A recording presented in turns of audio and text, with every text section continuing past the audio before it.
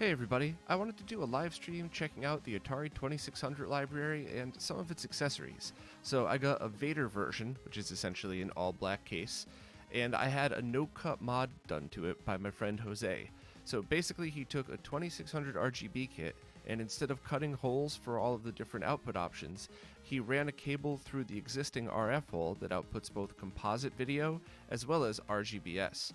And that's also cool because it means it's compatible with everything that you could plug into a Genesis 2 style connector. So this thing is fully loaded. It's got every option a 2600 could ask for. It's been totally refurbished, and we even went through the trouble of putting a new board inside the controller. So that's what you see here is the original controller, and this is the original PCB from these controllers. But I was able to pick up an aftermarket one that actually works really well. And it's only something that you need to unplug and replug. There's really no soldering at all involved in this. All you have to do is just unplug the other board, plug this one in. I'll be streaming this by running the SCART output into a G-SCART switch, with one output going directly into a Sony PVM monitor, and the other output going into a RetroTink 2X SCART into an Epiphan USB to DVI right into my laptop. So a pretty simple setup, but something that's definitely going to be reliable and works. So we have a ton of accessories to check out and a bunch of different games I want to look at. So let's jump right in and take a look at some of the 2600's library. Hey, what's up everybody? Welcome to a live stream with myself and cousin Scott. Hey everybody. Before we actually play any games, just please let us know if the volume levels are decent. I could turn anything up or down. I figure we start with Pac-Man because it's like the worst 2600 game, and because it makes a lot of noise, so we'd be able to tell if any of our levels don't match up. You can hear me fine, right, Scott? I can hear you fine, yeah, although I don't hear Pac-Man. Oh, well, you might unfortunately then not be treated to the wonderful sound qualities of the Atari 2600. That delicious crunch. Yeah. It is funny to see how they came along with what they could do with the console from then till now, so... Oh, absolutely. I mean, that's sort of what's cool about the 2600, I think. It's sort of like with the Game Boy, you know, that like it's about doing something creative with limited resources. Yeah. Like, and people are still doing that with like on the modding scene, right? I mean, like they're making like Halo for the 2600. Or I mean, I think they did that a long time ago, mind you, but that's the game, right? Is to you have how many kilobytes do you have to fit on a cartridge? It's like 2 or something. Right, exactly. Looks like the chat says everything's fine, volume's good. Chris Alibo says cousin Scott's a little louder than you, but not drastically so. That's what it's like in real life hanging out with Scott. Yeah, that's not too far from every conversation I've ever had. I will turn Scott a hair down just because though. There we go. That should be fine. So I guess I'm playing on a Harmony cart, so we have the ability to test as many things as we want. And so I guess we'll start with like Pitfall because it's the basic, and then kind of just go for it. And I did test before. The last time I did a live stream, I was actually did a Dreamcast stream with Destiny, who I saw on here before, and I didn't test that and what would happen when you powered the console off and back on. So the first time we had to power off the Dreamcast to switch games, it totally changed my audio as if I was talking through one of those voice enhancers. So, Oh, really? yeah, I did test it this time, and I think we should be good to go. But Okay, good. so, what was your first experience with the 2600? First off, before you go forward, is the I think the color is might your be color off. screwed up? Yeah, I think it might be. It's looking all red. There we go. Wait. There it goes. Oh, it just went back out again. Yeah. That looks like Pitfall. All right. My first exposure was this particular game, and it was the pack-in with. There's a SNES game called Pitfall Mayan Adventure, I think, and this was sort of like a Easter egg within the game. Oh. So this is by far the first time I ever played the 2600, and was a game that I actually played somewhat extensively because I liked Pitfall on the SNES, and I would generally, like when you're going through the game, you can like hit this up, so I would generally like hit it up and play it for like a couple of minutes whenever I played the game. And it was like towards the beginning of the game, so it was easy to find. So that was the first thing, and then I think later on I came across a copy of Mario Brothers for the 2600. Okay. And I was a little too young to just appreciate how abstract you had to sort of treat everything on the 2600, and it didn't. It's a Nintendo product, like Nintendo is supposed to be about the feel of jumping and like moving around and stuff. So it doesn't play that way on the 2600 version at all. And I remember just thinking it was lame, but I have since feel like it's. I mean, I'm not an expert on the 2600, but I played it again once I got like set up with a harmony cart and everything, and thought it was pretty cool. Basically, Pitfall is like a pretty normal game until you hit like that screen. Everything else is pretty much a cakewalk except for hopping over those damn alligators. Yeah, because getting hit by these logs doesn't actually do anything to you. It reduces your point score, I think. Oh, okay. Or maybe time or something, but like that's it. Yeah. I'm also not an expert as to like what the point of Pitfall is really. Like, if there's some like strategy to going the lower route. I know I never really did that very much when I was a kid. Yeah, I don't think I did either. So, here you go. randomly opening. That kills. So shout out in the chat, Mr. Pete 1985 says, "Cousin Scott is real. Always figured he was Bob's drunken alter ego." Yeah, actually, I gotta say, a lot of people think that's either your nickname or something else. Scott is actually my cousin. Very real cousin. Yeah, we met when we were little kids, and once I moved closer to where his family was, and he's been stuck with me ever since. Beast says hi. Hey, Beast. Jeez, even Phil's here. Man, a bunch of cool people in the chat. Wow. Thank you very much for tuning into this. This is really fun. I didn't think that many people would care about the 2600. I guess I'll do one more quick round of Pitfall, but the one good thing about the 2600 is it's not like many of these games have a lot of depth to them. So we can cover what a game's like in a few minutes each, pretty much. Yeah, I think so. I mean, but that's sort of what's cool about them. Like... Agreed.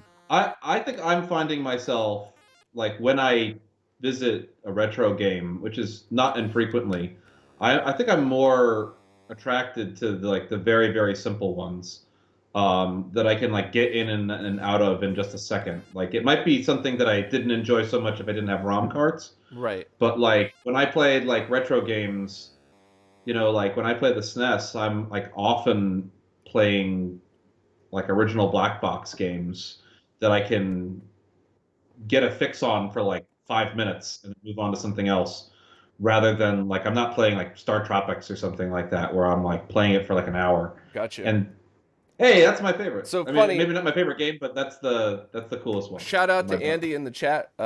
He was actually the one that recommended this for a real cart to pick up. So thanks for the super chat and thanks for that, Andy. Much appreciated. I've never played this game. Is there a reason why you would play it as a real cart, or just because it's cool? Just because I have it here, and I wanted to say thank you for the recommendation. No other reason. Oh, okay. Well, it's definitely an awesome game. Am I doing it right? Am I just avoiding what's coming at me while shooting what's on the other side? It's been a while since I've played this, but like you need to shoot through the force field that's there on the right, surrounding that object. And once you shoot through it, you can touch it. And that's how you, I think, move on to the next board. Okay, so you have to shoot through in order to hit the enemy. You have to shoot through, but then you're not trying to shoot the enemy. I think you need to go and touch it. Except for that, like, there's that line that's sort of moving across. You see that? Like, it's kind of around in the middle of the screen? Yeah, that's just like an enemy trying to mess with me, right? No, I think that is like a thing that you can bank, and then you can use that to kill the guy. So I think you touch it. I could be wrong. Nope, that killed me. No, maybe there's some other way to do it. And then that video distortion stripe in the middle is like you can't get hurt by the projectiles in that area, but you can't shoot. Oh. So I think that you can just run across and like touch that thing on the right, like that. Not when it's doing that, but so it'll do that. So go over and touch it? No, didn't Is that do how you- shit. So I gotta. Well, it's been a while since I played this game, so I could be wrong. Interesting. All right. Well, I think a lot of these games it's going to be the same thing. We kind of play it to see what it's like, Yeah. and then go from there. Bubba Matt 812 wants to know is the 2600 RGB mod worth it in your opinion? If you have the skills to do it yourself, absolutely, because you also get really clear composite video and S video as well. If you have to pay somebody else to do it, in my opinion, there's some choices. You could use it on the Mister, which is pretty good. They're constantly improving all the cores there as well. If you wanted to, you could also use it. If you can do some kind of modding, you could do your own composite video mod that comes out not terrible at all. So it really just depends how much you like it. Whereas like the NES RGB. Like that one's pretty amazing. I would definitely recommend if you're an NES fan doing that. I'm actually going to go ahead and recommend it as well, too. I found that, like, the video output out of a 2600 on its own, like, always looked crappy. Like, you'd think for, like, the pixels being so big that, like, they were just, by natural inclination, be, like, definition between them. But, like, everything on, like, an unmodded 2600, like, has a real, like, ugly, like, composite blur to it. And even like emulation that I used to play back in the day would look like that too. And the first time I saw my RGB modded 2600, I was amazed. I was like, this is the way it should look. This is the way it always should look. Yeah. So some questions in the chat. How are we doing this? Are we both playing? Just me? I had the video at the very beginning that described what this setup is. So my apologies if you hadn't made it, but it'll be there. It'll be archived. Also, Scott has the same setup as me, just with a 2600 Junior. Yeah. So he also has the same no-cut mod with the thing hanging out the back. All right. Anybody watching? Tell me what I'm supposed to do. Maybe I can Google it. Got nothing. So yeah, Scott's commentating, and I'm watching this. How is the 2600 core on the NT Mini Noir jailbreak? I don't know. I haven't used that in a while, but I assume it's actually pretty good. Yeah, I got nothing. But I will take this opportunity to switch controllers, because right now I'm using the original controller, which actually played really, really well. It's got the just unadjusted, or does it have anything going on to it? No, just an original controller, and it's just got the button that interfaces with the 2600 RGB. So I was really impressed. I'm going to leave it kind of close in case I want to go back. But this is the one with the new adapter. For anybody that saw the beginning, it's that white adapter that plugged in that kind of helps. So was your original controller like just sort of like a generally good condition one, or one that somebody had like refurbed, or is it just randomly a 2600 controller that still happens to work? Just randomly a 2600 controller that happens to be in good condition. Interesting. So anybody else here think 2600 games really required reading the manuals to know what the heck to do? Also agreed. That's for sure. You want to hit the bit that forms on the left side to hit the ship on the right. Oh, now you can get it. No, maybe not. Okay, well, I wasn't paying attention, so... Maybe it bounces, like there's something going on with that pixel that's slowly moving across. I don't know exactly what you do with it anymore. To destroy the quotal, or the swirl, the player has to either touch the quotal or eat a piece of the shield to activate the Zorlon Canyon. There you go, Bob. The Zorlon Cannon? That sounds like something like Flash Gordon. It does sound... Well, a lot of 2600 games have like a Flash Gordon aesthetic to it, right? Yeah. What's cool about this, though, is just that, like, that they could basically use, like a video artifact to give it kind of like a sci-fi look, right? Like the fact that is... I mean, I'm not exactly sure the story behind this, but I feel like that stripe was something that they didn't program it. It was like something they like discovered, and they were like, "Hey, that looks kind of cool. Like, let's make a game around that." And I think it has like really one of the more, like of all the 2600 games, like this is the one that like leans into its aesthetic the best, and just something that I think is really cool. Okay, so I obviously still have no clue what I'm doing here. I'll check. This is my last life, so I'll check the chat in a second if I can't figure it out. Oh.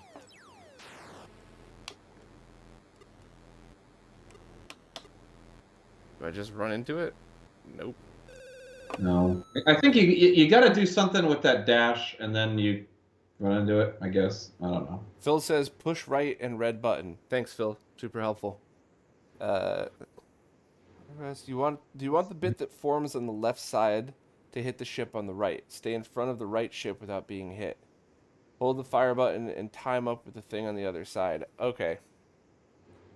Yeah, I'll give this a try. One last time and then we'll switch games. Because this is actually kind of fun. The controls are simple enough to learn immediately. I don't know about this new controller. It seems fine. The other one seemed fine too.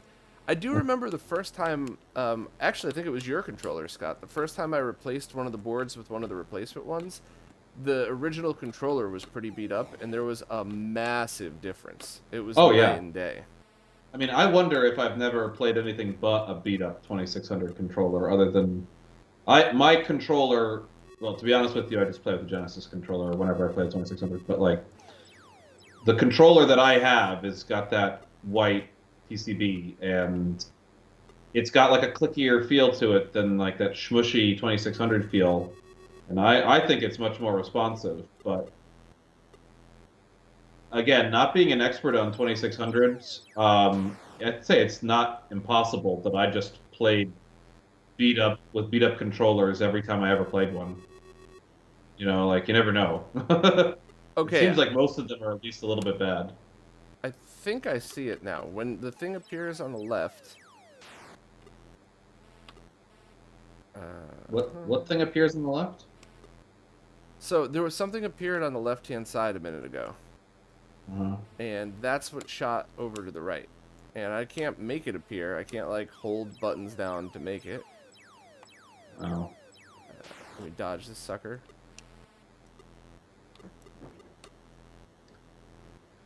Yeah, well. This is pretty sad. I can't even get past level 1 of a 2600 game. I bet there's a lot of 2600 games where we couldn't get past the first level. Yeah, most likely.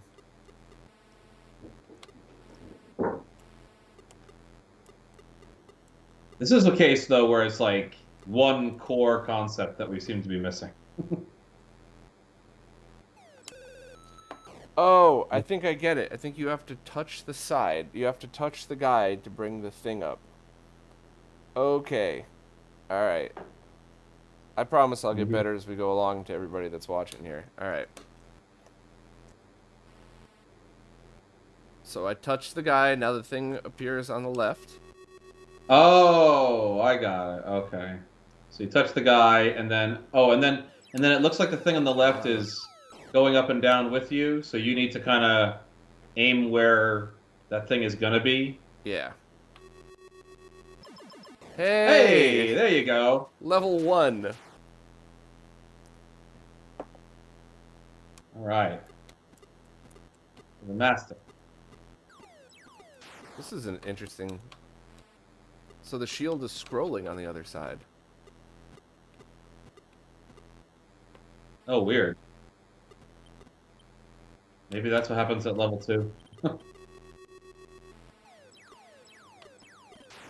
That's kind of cool. Are your colors all like blue and purple and red again?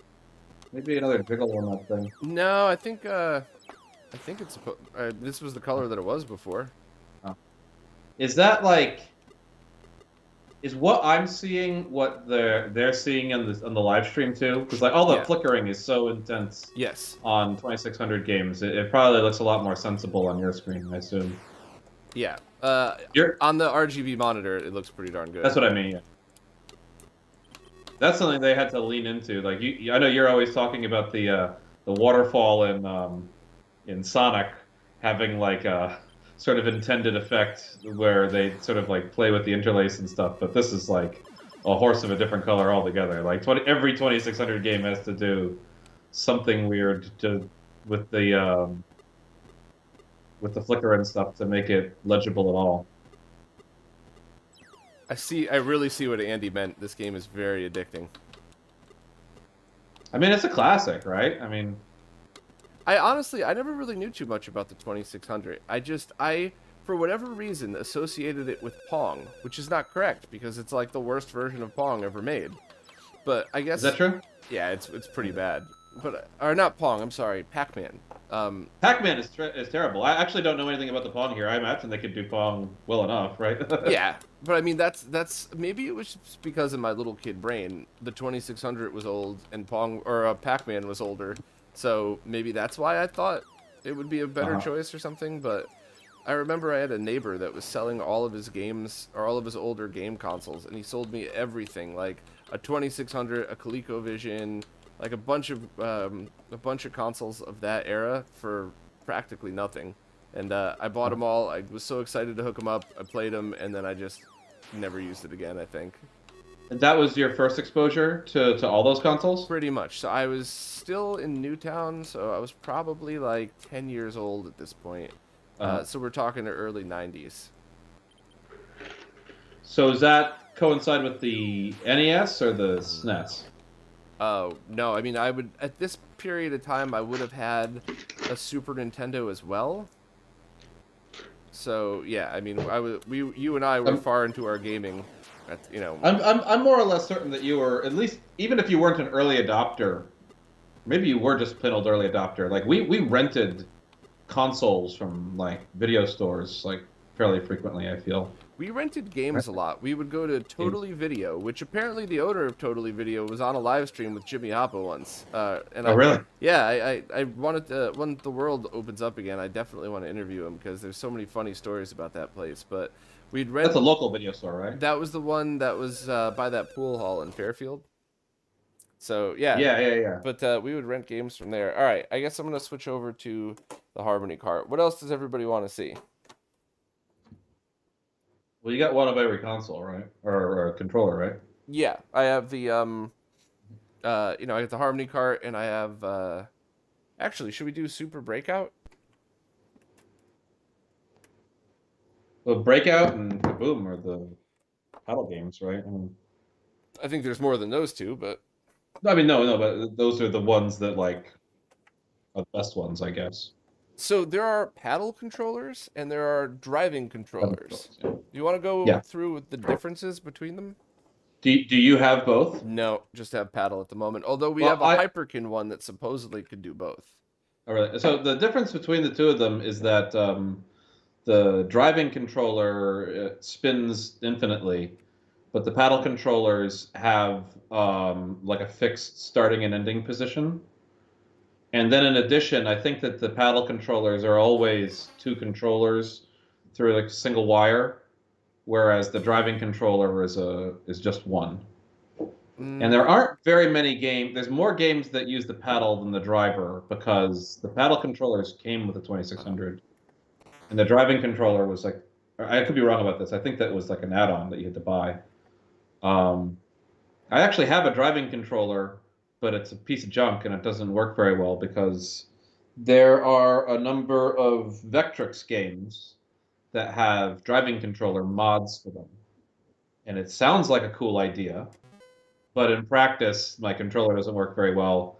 And I've honestly never been able to evaluate whether the mods are like good or not because the controller just is obviously the problem. I tried it in my actual 2600 as well as the Vectrex, so it stinks on both of them. Unless the possibility that like all the games are just garbage and the controls are always bad and everything, like I don't know, it seems to me like I've got a bad controller.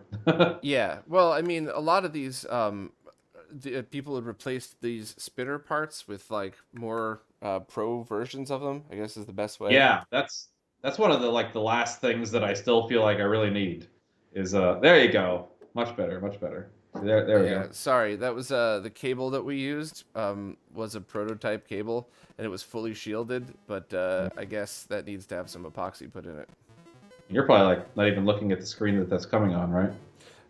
No, but I mean also with the colors of the 2600, I don't Yeah, know it's if hard I'd to be tell able you. to tell, Yeah, but we're not experts on what it should look like, right? yeah. But that looks so much better than like an old 26. Like it would be like every pixel has like 3 pixels in between them. You feel like with that blurry effects without the RGB mod. Yeah. Um. It's funny So too, because yeah, when I was setting this up, you have to hit game select and game reset on the console itself in order to select what mode of the game. So that's why I was having trouble. Anybody that was watching just a second ago, on the top of the screen it said like 1271, and that's the level that you're playing, and 1 or 2 players. Because there's another you could play 2-player of this both at the same time, and I guess turn based. yeah, that's the way a lot of 2600 games. That's where you really need the controller. Like some games like Combat, like have like wildly different like modes and games sort of built within them, and you kind of need to set it with like the the the switches on the 20 like on the console before you start the game, right? Yeah, so it says 5-1 now, and I think this means skill level 5, 1 player, and then you have to hit game reset, which all of these old consoles, like you can't just flip the switch anymore. You have to Yeah. like push and wiggle it. Yeah. Is that something that somebody's ever added to like a 2600 controller that has like those buttons on the side of it or something? I think That so. would be a good idea. You know, I was messing with this before the stream just to test it out. Oh, there we go. In some games, the game reset button worked easier than others. Maybe like you have to, for some games you have to press and hold. Uh-huh. I don't know. Does anybody in the chat know that? Does the game reset button, is it just a single push button switch, or is there any kind of programming in the games of hold reset, tap reset, etc.? We'll find That's a out good now. question. I would guess that it's the console and just sort of the responsiveness of the buttons. Because I'll tell you, like my old, for a period of time, I had a wonderful RGB modded like wood 2600, and then I moved over to the Junior just to save space. But the Junior had much less responsive buttons on it than that 2600 did, than the original one did. It's a little bit less of a joy to just sort of wrestle with those buttons as compared to the old, Switch type things. Yeah. So my guess is that like another thing that like has a propensity to fail with these old consoles, with the oldest console. Yeah, and the thing too is, I believe the 2600 scans or pulls its controller ports every line that it draws, whereas most consoles pull the controller ports once per frame. So you should technically be able to have a really accurate spinner controller, and this one, like, you could kind of see it's a little shaky. I kind of want to try the Hyperkin controller as soon as I die, which should be fairly soon, to see if a brand new controller is more or less accurate. Because I know I was about to say, it looks like your paddle is a little less responsive than most others. ideal. All right. No, probably like that's probably better than most. All right, so we have the Hyperkin Ranger. Chris Fratz wants to says, what I never understood was the color black and white switch did. I know what it's supposed to do, but I've never seen it switch the color to black and white. I think in the early games that was for TVs that were only black and white, and if you left it on color, it could sometimes give an issue. But please let me know if anybody listening already is knows something Was different. it an issue? I thought it was just that like it made it so that like games that wouldn't read, if you need to distinguish between two colors that would appear the same on the black and white, that the black and white was just sort of like you could program another color palette in, whereas a little bit more focused on brightness and darkness. I have no I haven't really idea what the experimented. right answer is in this one. That looks like a cool controller. Yeah, so it's it's got an analog stick on it. I don't know if it's actually analog or if it's just meant to do that. It's got the one button, and it's not infinite spinning. It's got a start and an end. Yeah. So let me move these paddle controllers over. Here are the originals just for reference, and the new one. It's funny too that the originals came and they plug into only one controller port, even though they're both, there's two controllers. So what's that analog for? Is it for like 7200 games or like? On the Hyperkin one? Yeah. Yeah, you got me. I got nothing. I'm unaware of a analog controller deal on the. Is it meant for the 2600 though? Is it like, or is it just like a Hyperkin controller that has a spinner that people are like, this works great for the 2600?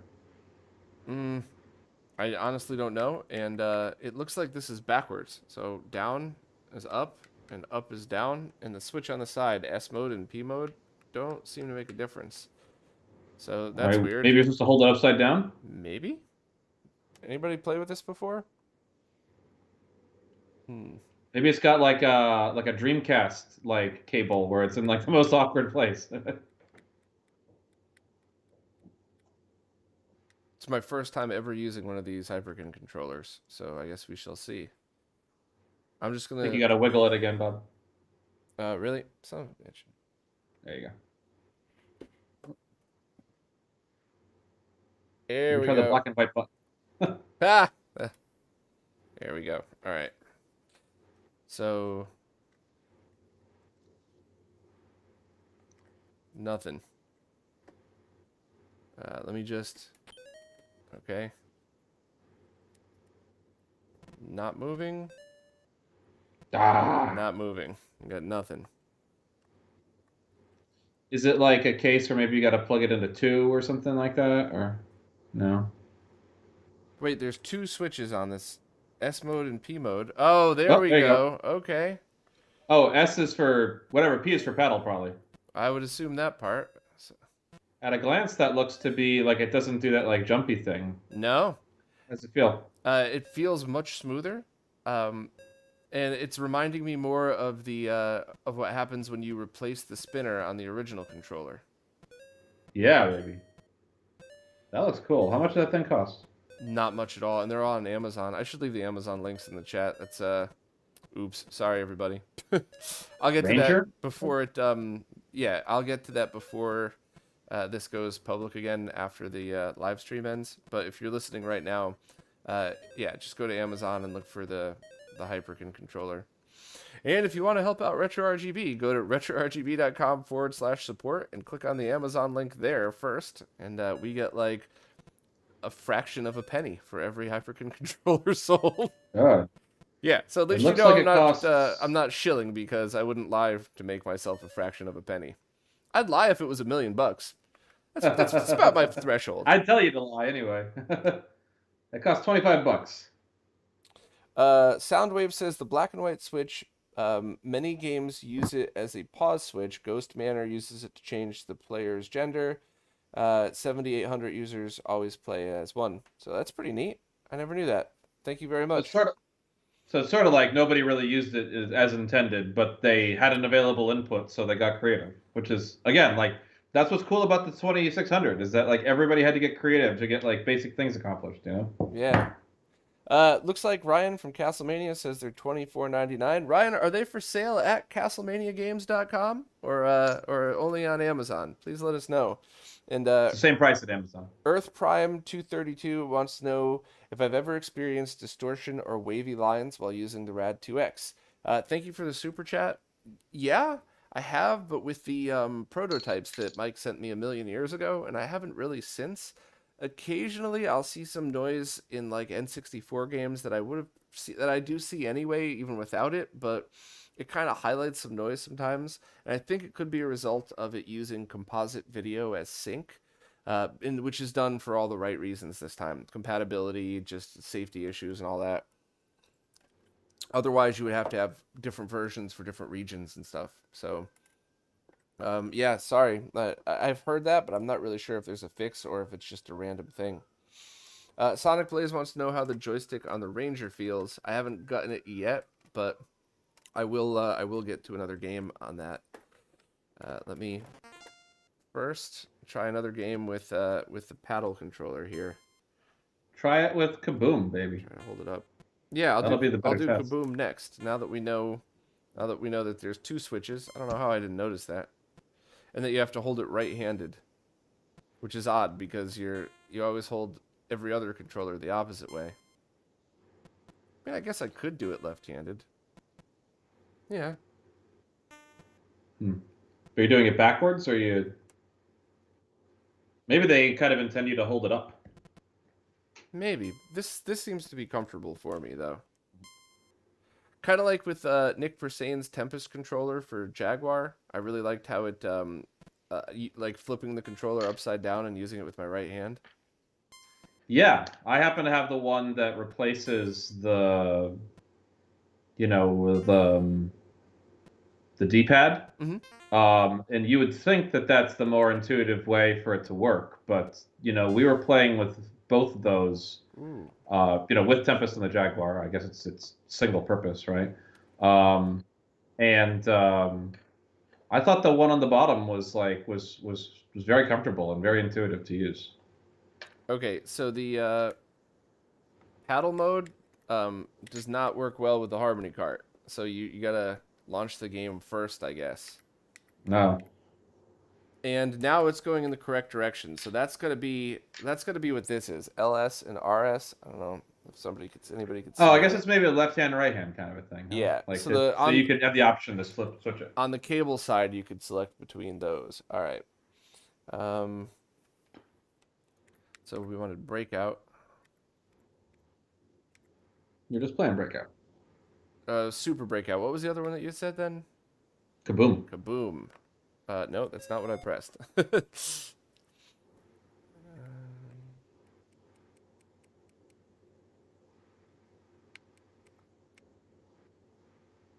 we go. Ryan also wants to know what I'm drinking. Absinthe, actually. I haven't had it. All right.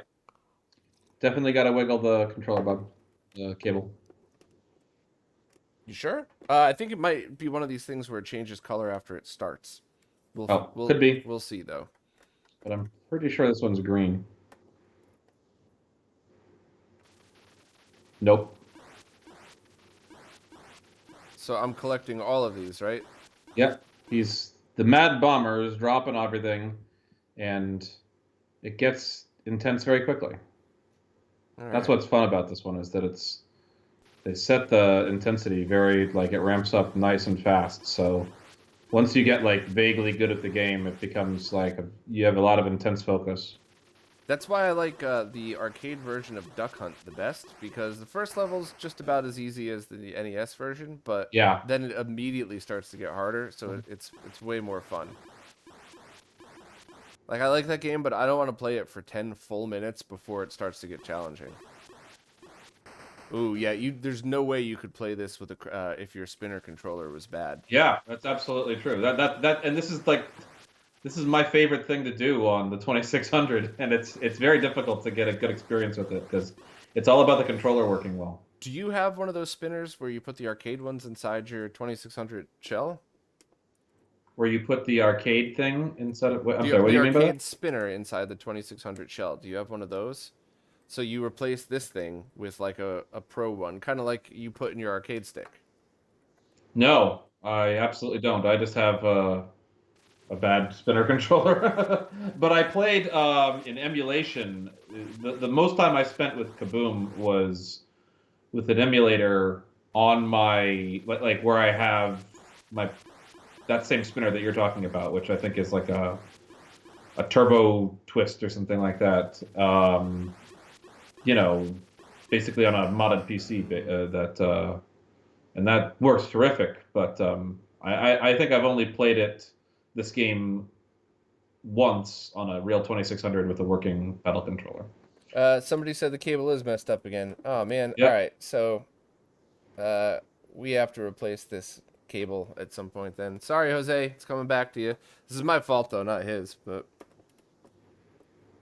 that's what I get for using a beta. There you go.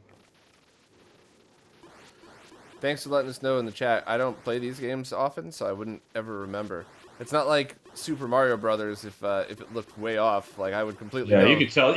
You could tell that if it's a little off. He spent so much time looking at Mario and the opening screens of Link to the Past and stuff that you could probably tell the tiniest color change. Yeah, well, good thing Firebrand X isn't in the chat because he would go off about what is the Yeah, correct right. version of Mario Color for the NES. He's done some even more palette work recently, by the way, and really trying to use all the different methods in the past few years to that people have found to try to get the most accurate color in the RGB color space as composite. So it's pretty cool. Do you know, is there palette work to be done for the 2600? Yeah, so Risha, I can never say her screen name right, and Dan Mons have also been working on this stuff, and it looks like the 2600 and the NES are getting some refinement to the color palettes as well. And for anybody who cares about the nerd side, it's because anything that didn't output RGB natively outputted in the composite video color space, which was, they joke that NTSC is never the same color because it really was dependent upon your TV. So anybody with a Sony TV, it would look much bluer than with other TVs. So because of the guts between the tube and like the output, like the input on the television. Yep. All right, so what else? What other game do you think we should play? I guess people are asking how this D-pad feels, so we should play another game that requires a D-pad to see how I think of it. Let's try Frogger. That's a good suggestion. Up, down action, left, right, you know? I like that game too. Yeah. This isn't such a bad game as far as like 2600 ports go in my experience. You know, they're able to keep all the moving parts from that screen. You'd think that like some 2600 games, there's like two, you know, like look at Pac-Man, like you got like four damn ghosts on the screen, and they are flickering the entire time. But like this game really seems to be able to like handle all these moving parts, like, you know, without any of that. Oop. So it's annoying that you have to wait for the music to start before playing, but the controller seems fine. That's cool. Oh, that's right. I'm supposed to go between, not on it.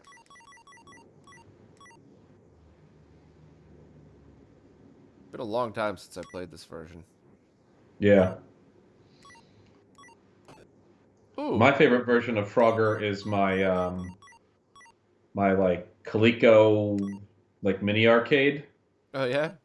Yeah, none of the other games of that stripe are like I've been played them all, I'm sure, but like they never really felt like they were like outstanding ports. But Frogger is so, you know, like it's well designed for just, you know, moving over one space to the left, one space to the right, up, down, that like it manages to just be a good format as far as a game to be.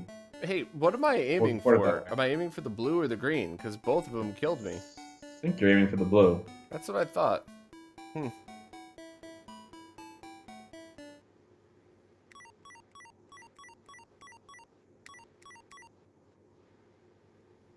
Alright, let's see if I can pull this off.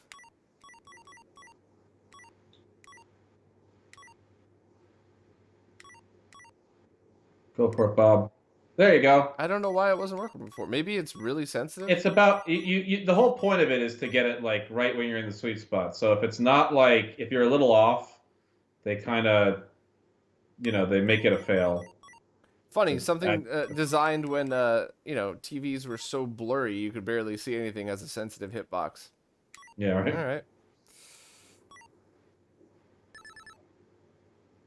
So it's an analog stick, you said, right? Like, so it, like you lean into it, or is it a clicky stick? No, it's an analog stick, but I don't know if it actually has any analog controls when you're using it with the 2600. Maybe it's the 7800 that you have that feature on it, but... Does the 7800 have the same port on it? You know what? I've never actually played one in person. I really don't know. A lot of games, or a lot of consoles have that Atari port shape. And some are absolutely not compatible, and if you plug them in, you're sending the wrong voltage, and it's actually a really bad idea. Like the Vectrix, for instance. Oh. Wow, I'm really out of practice in this game. Alright, let's try again.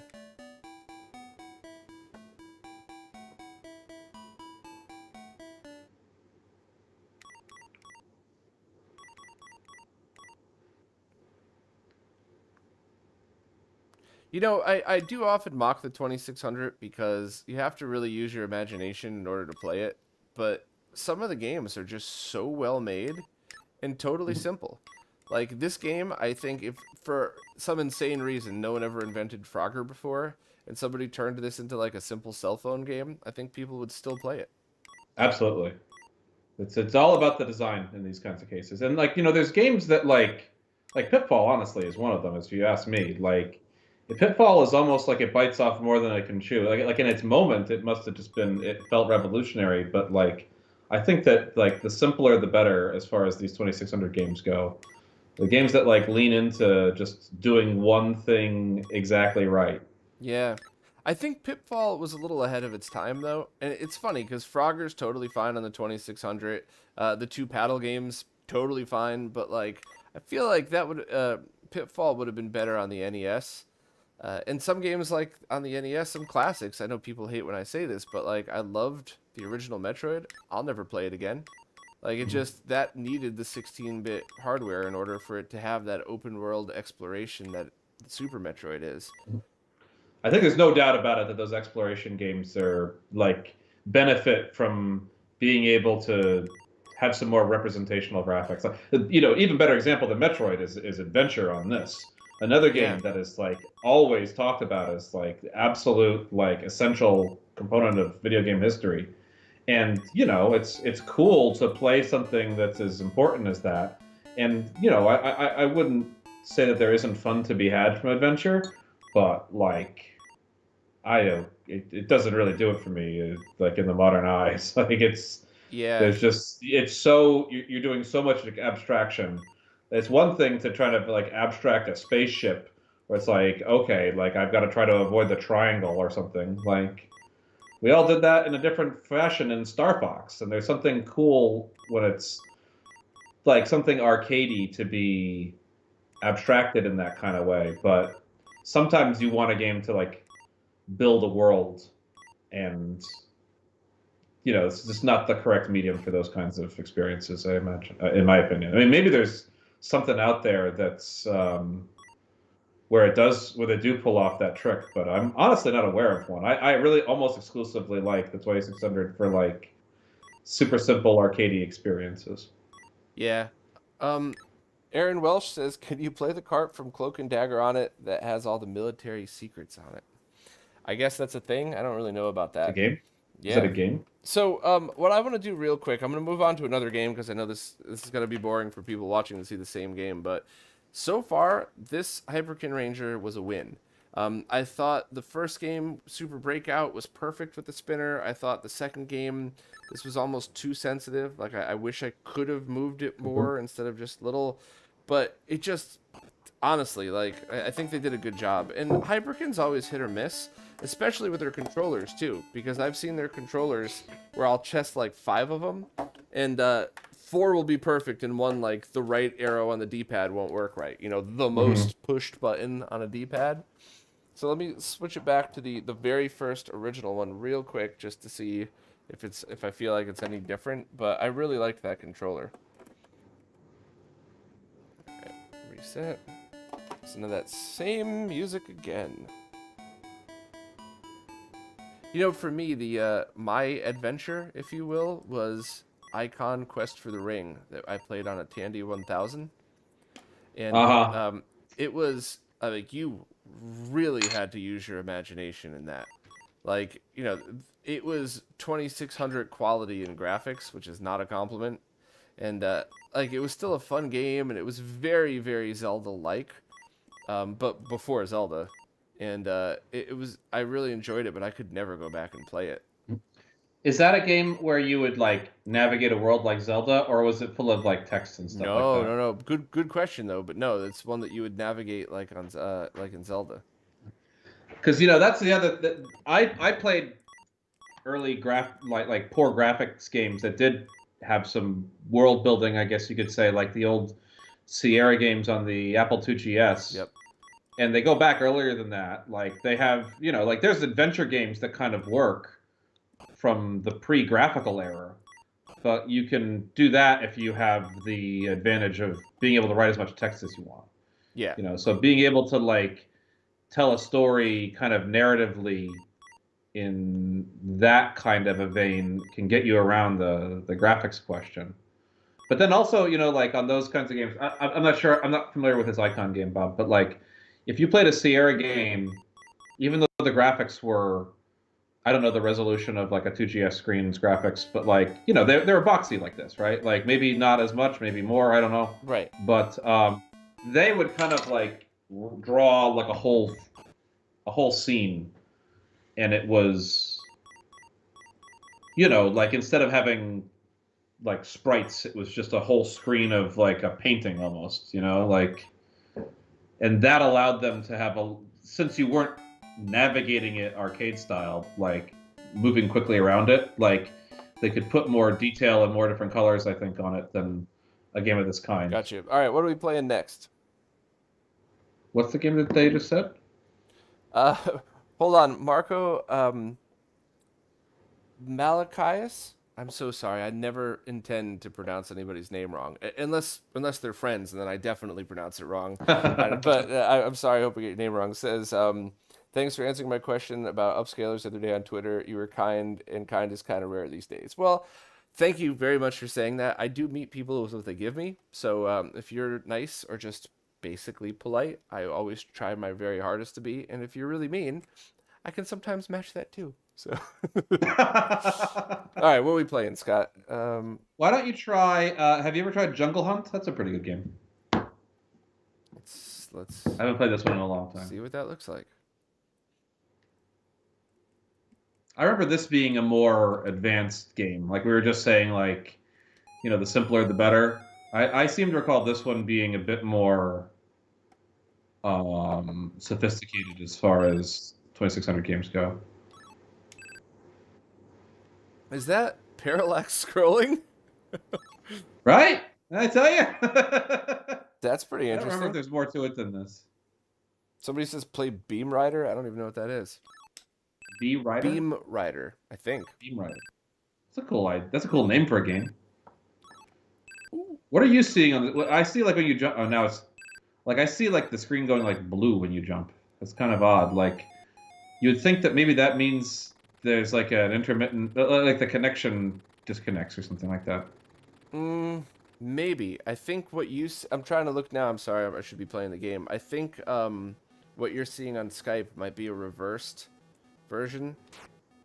It's weird because Scott's looking. I'm using OBS's virtual camera, which means Scott sees exactly what everybody else sees, but kind of reversed. It's interesting. That's the other reason why I wasn't so concerned when you were talking about color before, because I wasn't sure if you were just seeing something backwards. What am I supposed to be doing here? I can't remember. Survive? I just remember jumping on the. I just remember like jumping on the vines. Honestly. Can this one do Halo? The video is cutting out intermittently. Okay, so there might actually be. Maybe try it. I'm not cutting. It might be the video signal on this game.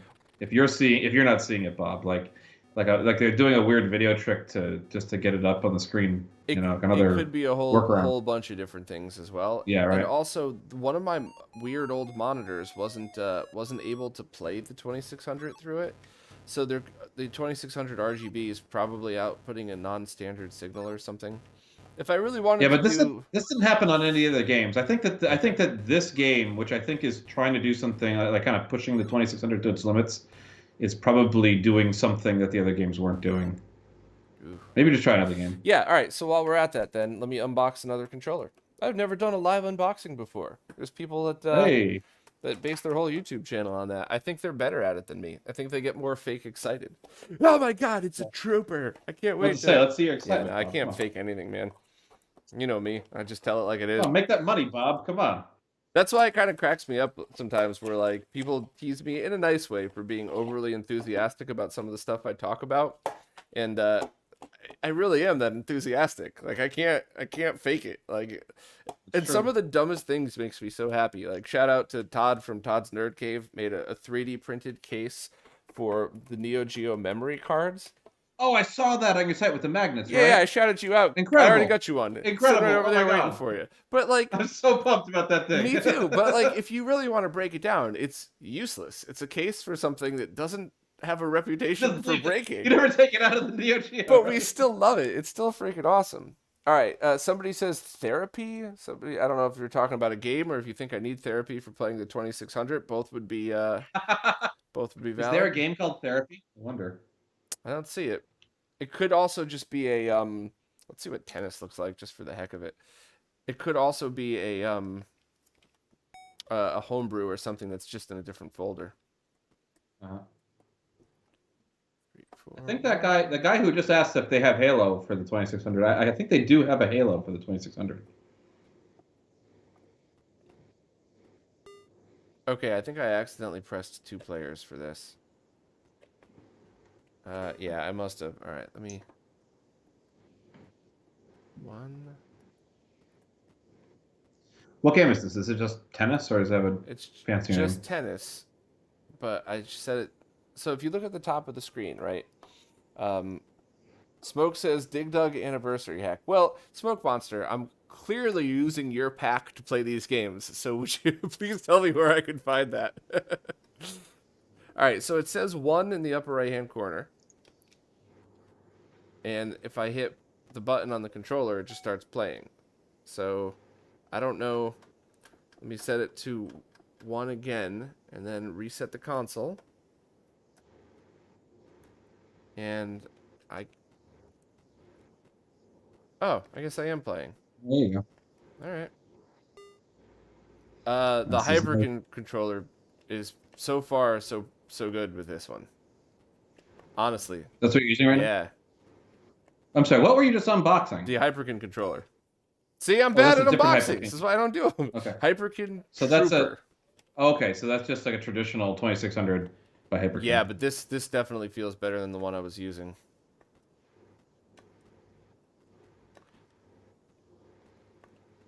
Does it have like a smushy feel like a 2600, or does it have its sort of own thing? It's kind of its own thing. This game looks kind of fun. It is, but I don't think the buttons work. I think I pressed the. Maybe you just need to be in the right place. Yeah, like I'm gonna try that now. Well, you know, if I could pull it off, let me try to do it on. All right. Yeah. So you don't actually have to hit a button to return the serve. You only have to hit the button to actually serve. That's interesting. That's I think the other reason why I was having a hard time figuring out how to do it before, because yeah, this is a really fun game. Wow, that's nice and fast paced. Whoever suggested that I go to therapy is definitely thank you for that, because that made me discover tennis. This is you know, tennis games sometimes like just sort of put more time between, you know, each volley, but this is like nice and fast paced. You know, my favorite tennis game, I'm not kidding, Virtual Boy Mario Tennis. Yeah, what to say, Mario Tennis and the Virtual Boy, right? Excellent game. The tennis ball shadow, I missed it. Effect is cool. Yeah.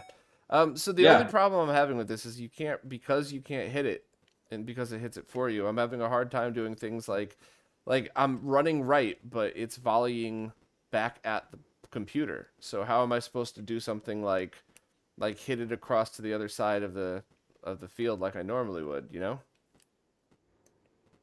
Oh, like the way you are steering like affects the direction of the ball? It doesn't. That's the thing. It just hits it back to the other player. Mm-hmm. That's the only reason why I don't think I would play this one again, is because like the whole point of a tennis game or any, you know, serve return game is that you want to hit it away from the other player, not towards it.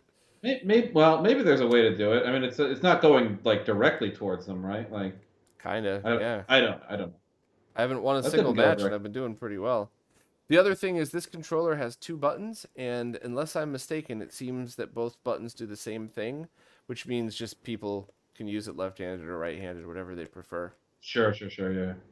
This is a win. Maybe we just got lucky and we got like the 1 out of 100 that Hyperkin did well, but both of these were just ordered from Amazon. There was no, I think after my criticism, I don't think they'll ever talk to me again, so there's certainly no free stuff going on here. But yeah, this is actually great. I really I like this controller. Awesome. I don't know if you would call it the most accurate 2600 controller experience, but Hey, there you it's go. kind of my favorite. So, all right, what else are we playing? Because I'm not going to lose at this game again. General Byzantine. It's in demo mode.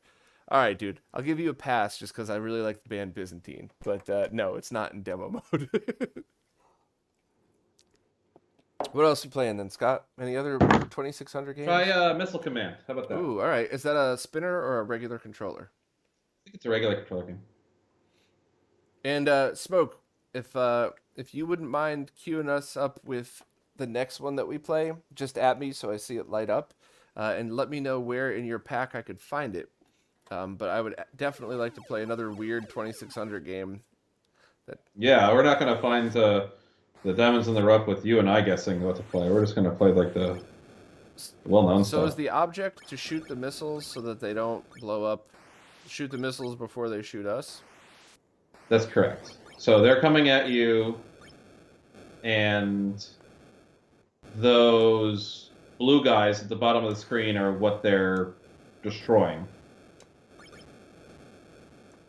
And generally, in Missile Command games, they, like your bullet goes from like left to right across the, like the stations, or something like that. There's a bunch of interesting questions in the chat, but let me finish making sure our world doesn't get destroyed by 8-bit missiles, and I will get back to those. Well, that's the metaphor of Missile Command, right? This is like the game that you always lose.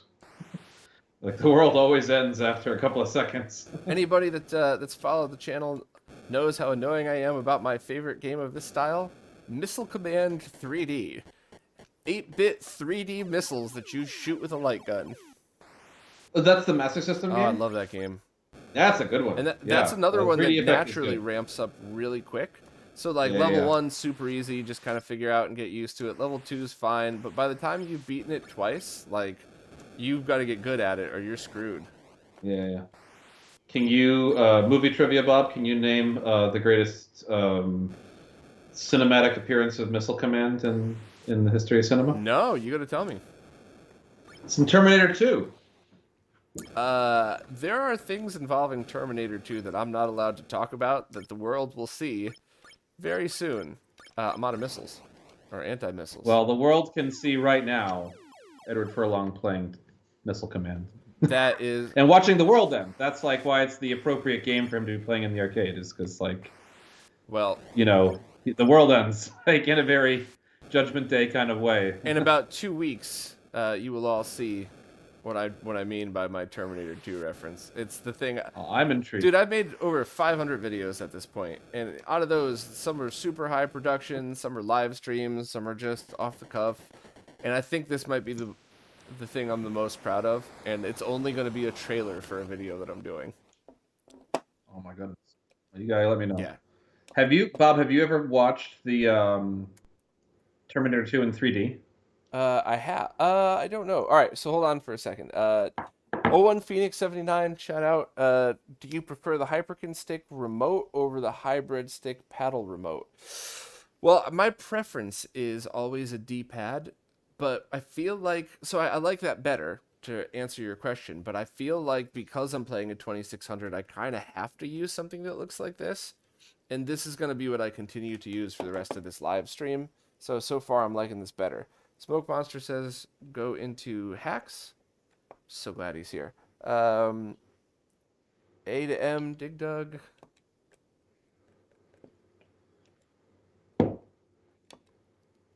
And then go to Dig Dug 35th Anniversary Edition hack. Okay. Thank you, Smoke. Much appreciated. Ooh, look at this. Bob, just to run through all the available options, do you have a Genesis controller around? I do. You should try that too. No, because I'm going to like it. Yeah. You're going to like it. That's pretty accurate as far as 2600 goes for Dig Dug. So this is a hack? Yes. So is the purpose to get to the bottom? No, the purpose is to kill all the guys, I think. And how does one kill all the guys? So you gotta shoot, at least in the arcade game, like you shoot like an arrow with like a hose on it, and then you've got to like pump it a couple of times to like blow it up like a balloon and pop it. Like there you go. Oh, See? that was an excellent description, Scott. That was an excellent description. You gotta watch out, like those rocks. If you go underneath them, they'll fall. But I think you can also use that to like kill bad guys if you want to be strategic. Do you know the thing that makes me think of Dig Dug the most? Did you ever hear that story that Kevin Smith told? It was like 9 hours long because it's Kevin Smith. About when he first worked with Bruce Willis on Die Hard, and Bruce Willis called him up and was like, "Hey man, we should work together." And he was like, "Oh my god." He's like, everything that he did for like months after that, he was like, "How can I get Bruce Willis involved?" He's like, "I remember playing video games, just like killing time once, and I was playing Dig Dug, and then I'm like, ooh, Bruce Willis does Dig Dug. Nah, I can't do that." Like, he's trying to find... That's not a very good idea. No, he was trying to find anything, and then, you know, the whole cop-out thing happened, and that was not a match made in heaven. That's what I've heard. The only thing I'll share about Cop Out is that they shot that in my neighborhood in Bay Ridge. Nice. Yeah, and one day I was minding my own business, and I was walking down the street, and I saw something that I had to assume I had at least slightly wrong, which was a white Lamborghini went blazing down the street, and I thought Tracy Morgan was in it. And I told Sheena, and I was like, "There's no way that I saw Tracy Morgan in a white Lamborghini." And she was like, "Actually, I just read on a forum that he's shooting a movie here, and everybody's complaining about how he's like." That's funny. You know, like revving his engine and waking people up in the middle of the night or something. Somebody said, I can't remember who, and I don't know if this was a lie or not, by the way, so take this with a grain of salt, but somebody said that they were like hungover, walking down the street in Brooklyn, and they saw Tracy Morgan running down the street wearing like a "Buy Cell Phones Now" cardboard sign over him or something. And they're like, "No, I definitely hallucinated that. There's no way that really happened." And it was actually a scene in the movie, but I would have assumed that you would have noticed cameras and stuff, but I don't know. I didn't. There's definitely no cameras. Like this was, I don't think that there was a Lamborghini in Cop Out. I think that was just his car. Oh, that's funny. It's not. They're not even He was shooting a just minding movie. his own business. He was just dodging UPS trucks. Yeah. I mean, I can't remember the movie very well, but I don't recall there being a white Lamborghini in it. This is really cool, and I'm enjoying the heck out of this. But it's the same thing over and over until you die, right? Like most other 2600 games. I'm pretty sure so. Yeah. I mean, I think this is brilliant, and this is definitely a game I would play on a normal basis. But we should definitely find a different game just for people who are watching. I don't want people to get bored. So, do you know when this game was made? Out of curiosity. Did it say in the name of the file or something? I don't know. Smoke would know. Smoke, if you're still here, would you please let us know? Keystone Capers. I'm picking up because it was the first one I saw. Oh wait, no. Smoke Monster said there's also a hack in the same folder called Stranger Things: Barb's Revenge. We have to play that game. Okay, hacks.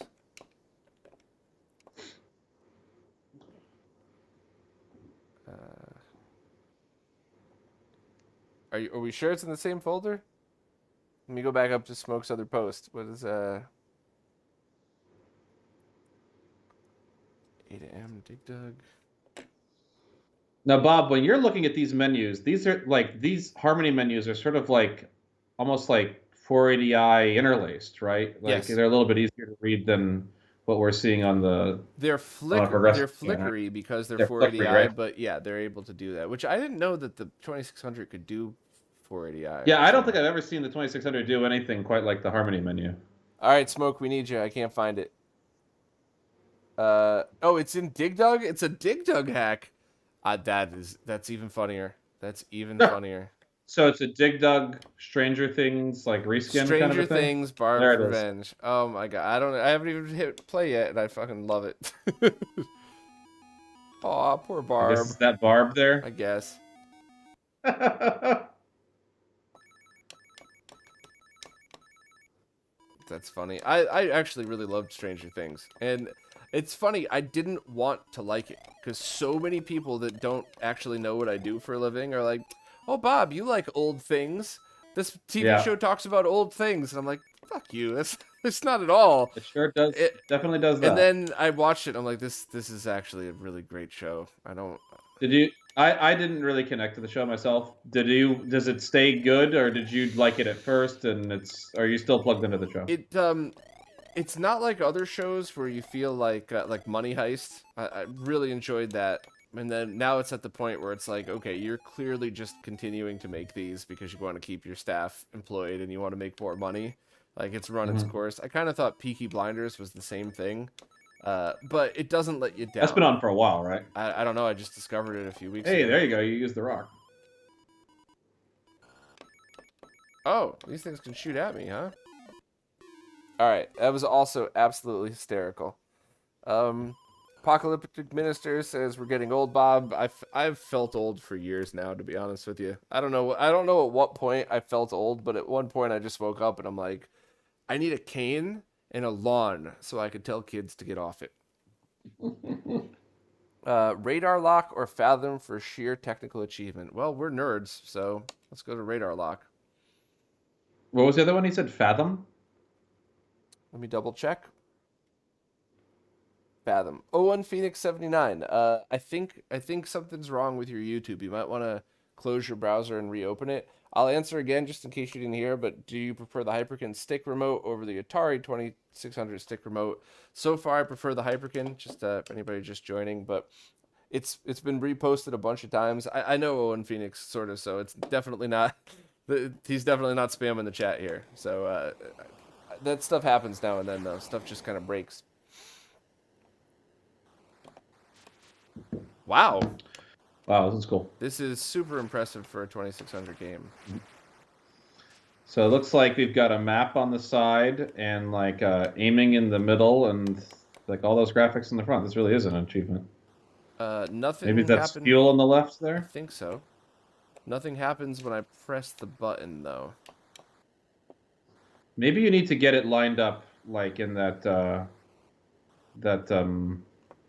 viewfinder in the middle there. Or hold the button? I don't know. Or is the purpose just to dodge? That would be kind of lame. It looks like they're very easy to dodge.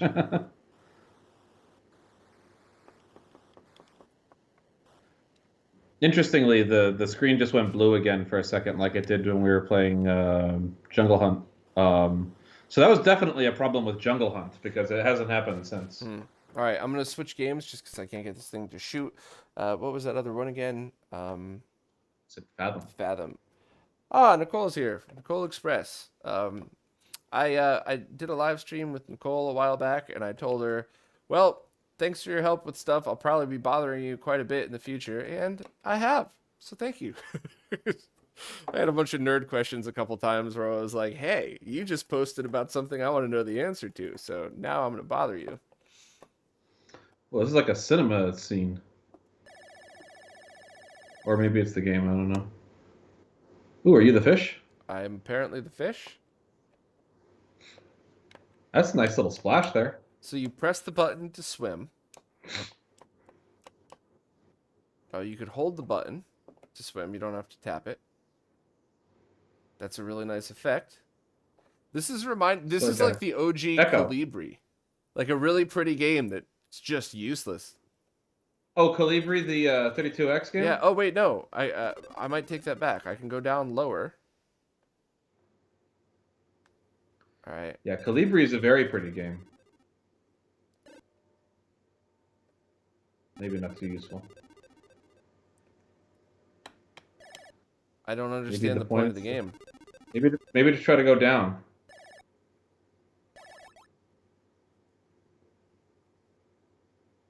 Okay, that is Well, that was kind of cool. That was like sort of simulating the effect of scrolling by changing how the characters moved, right? Were you pressing down that whole time? Yeah, you have to actually press it. All right, well, That is a really, these are really impressive. I have no idea what you're supposed to do here. Maybe go from the side? nope, can't go any lower. You probably have to do something on one of the other screens and bring it down there or Oh no, something. there's a countdown. There's a countdown. Yeah, you're right. It's like ET where I'm supposed to find something that I would have never known that I was supposed to find. All right, Or did you just wait? Did you just lose that thing in the middle there? I don't know. Let me check I the don't know, chat maybe. and I'll wait for us to die and try this again. All right. Bob, drowning is the worst way to die. Not if you're a fish. Apocalyptic Minister, good to see someone not afraid to do Atari for a change. Thank you. Thank you, Apocalyptic Minister. Appreciate the super chat. It's very nice. Cool name, Apocalyptic I Minister. like it. Hummingbird Simulator. You have a timer, though. I think you have to eat the pink seahorses to increase your timer. You need to collect stars, then you could turn into a bird and fly over volcanoes. I hope you're kidding, General Byzantine, but I'm going to try it again anyway. Huh. So we got to get stars. Or pink. Okay, the pink ones increase the time. Okay, and there's a star.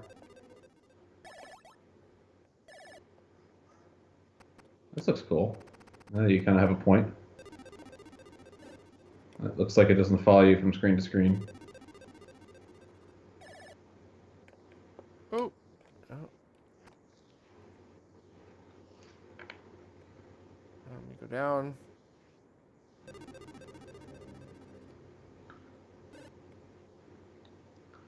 There's a lot of characters on the screen at the same time. I'm not doing this. It looks like you. It looks like you got the fish there, the bird to go. Oh, I'm not. yeah. Am I now controlling the bird? Are I you? think I'm controlling the bird now. Just left and Hey, you right, did though. it. Okay, now I'm the We'll fly over the bird. volcano. Okay, and I gotta tap tap. That would kill a bird. Yeah, I don't think birds and volcanoes. Okay, Jeff, keep going left. Thank you, Jeff. Let me try again. This is a weird and interesting game.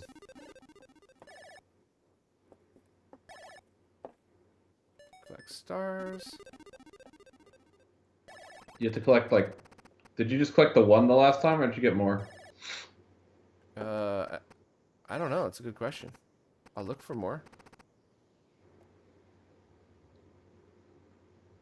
Okay, hello, odd fish person in a epilepsy-inducing triangle or a rectangle. Is it epilepsy into it? It's just frozen in space on my screen. Yeah, I don't even have epilepsy, and on the CRT, it's pretty brutal. All right, so now I'm the bird. Whoa. Oh, if you tap it, you go higher. So am I supposed to get that? Okay. I go back down, and now I fly. I can't go over it yet. Are you supposed to try to fly past it or into it or? I don't know. Anybody in the chat? Actually, a cool looking game. All right, I'm gonna try one more time, just to see. Go back to the mermaid. All right, let me try one last time, just because this is now intriguing. This is OG. This is like if Echo the Dolphin and Colibri were the bastard children of this game.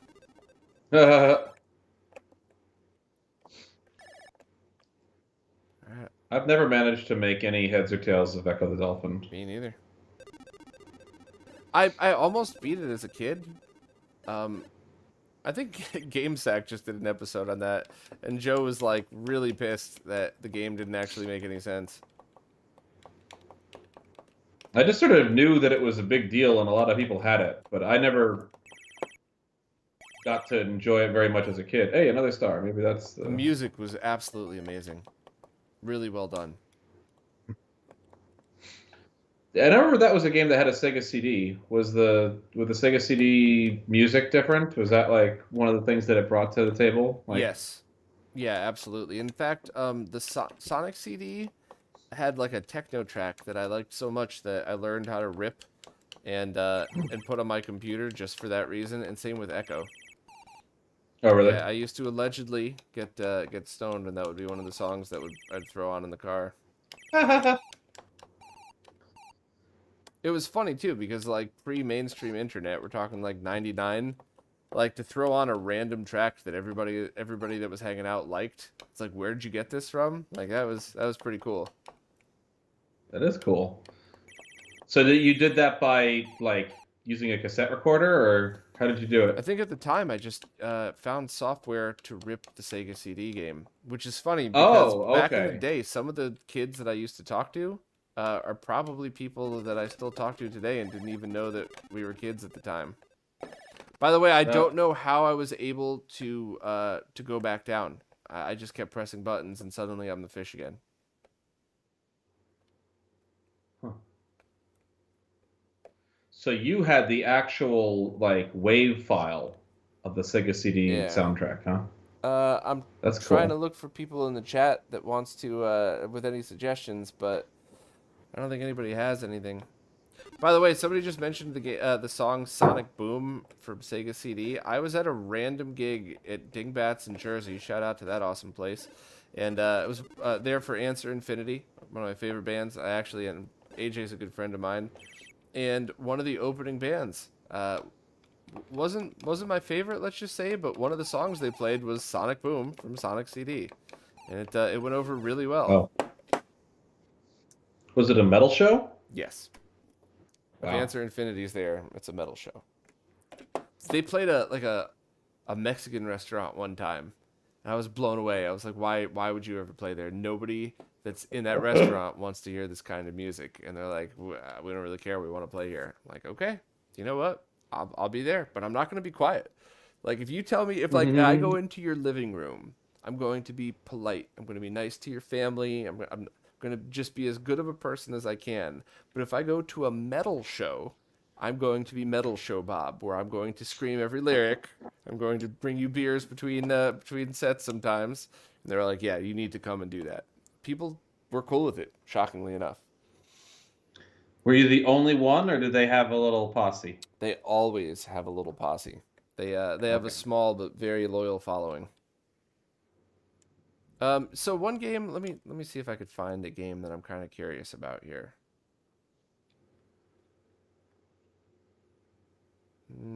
So there's a Knight Rider game supposedly for the 2600. Smoke, sorry to bother you again, my Ooh. friend, but if you're in the chat, could you tell me where I could find the Knight Rider game? Because I loved that show. I actually rewatched all of the seasons, and it actually made me kind of angry because the first two seasons were great.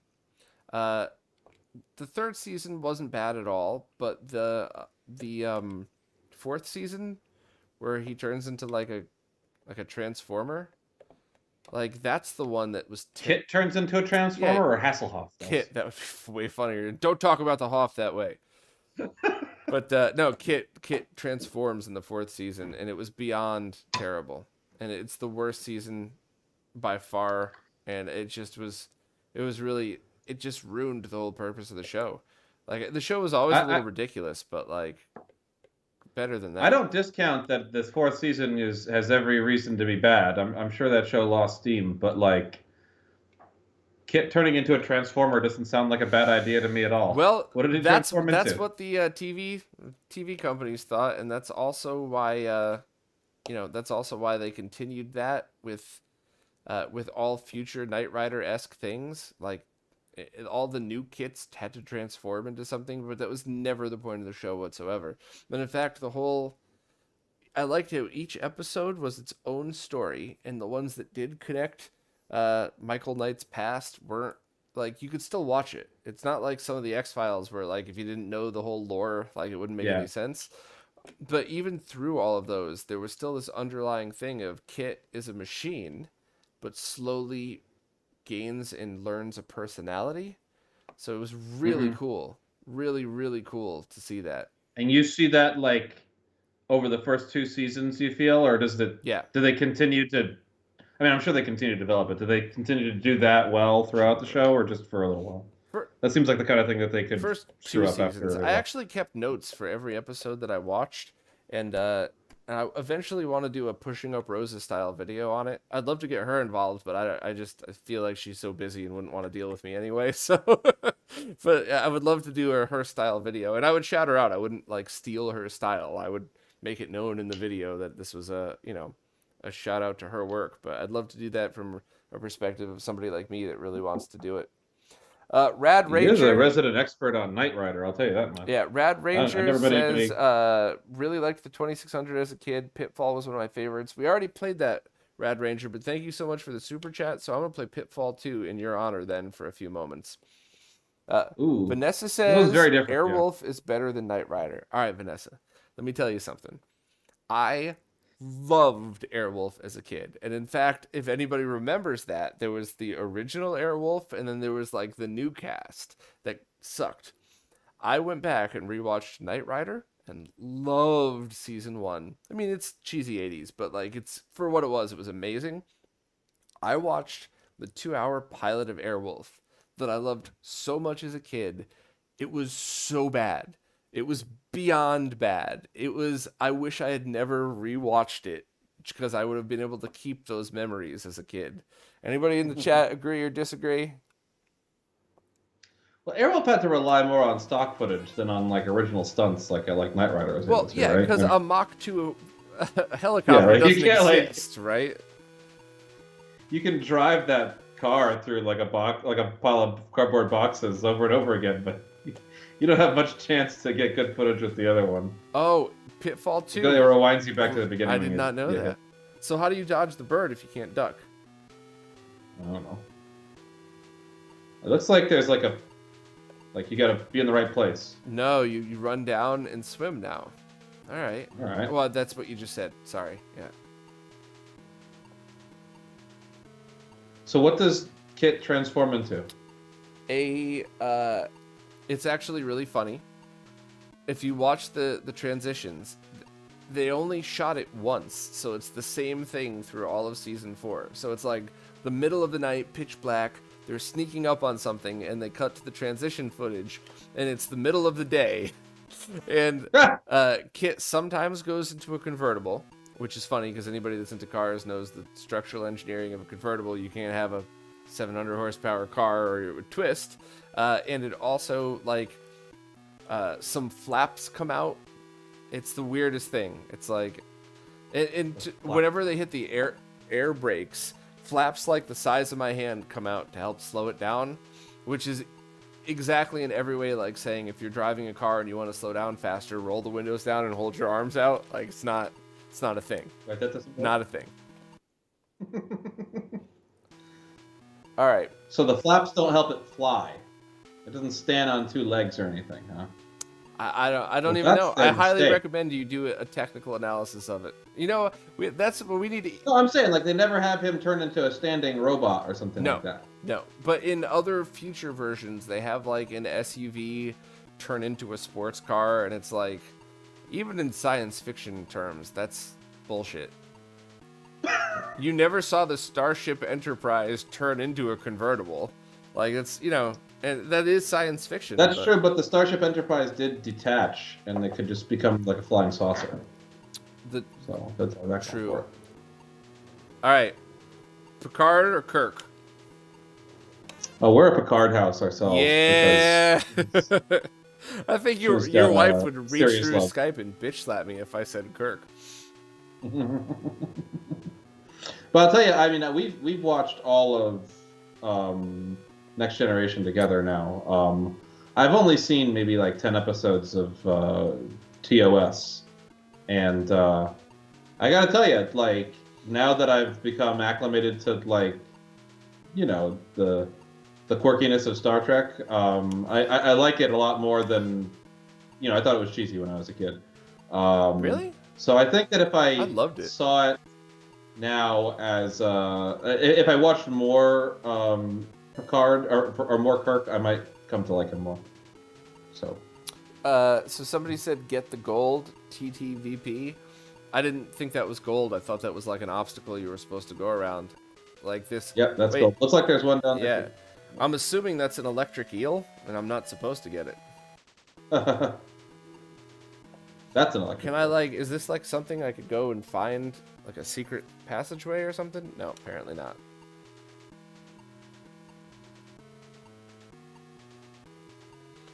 I can tell you right now that Yahel from Wrestling with Gaming is not listening, because even if he was driving and just listening on his phone, he would have pulled over to explicitly express his love for Jean-Luc Picard. So, all right, this game looks cool, but it's a little too challenging. And there was another Smoke. Oh, let me scroll back up here. Smoke Monster said Night Driver. Night Driver. Where is that in hacks? No, right here. With a K or an N? Oh, there it is. Whoa. This looks like a Vectrix game. Not by virtue of the fact that there are no vectors. That's pretty cool looking. Except I can't. I don't think there's some... understand how to play this game. I was wrong about that. It's an arcade port. Okay. I still am interested in seeing.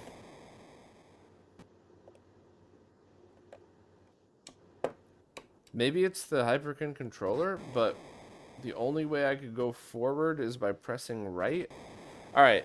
I'm sorry, everybody. Is it a spinner game? I know this game stinks, but I might. I kind of want to know what this is all about. So let me try the original controller just to see if it's the controller.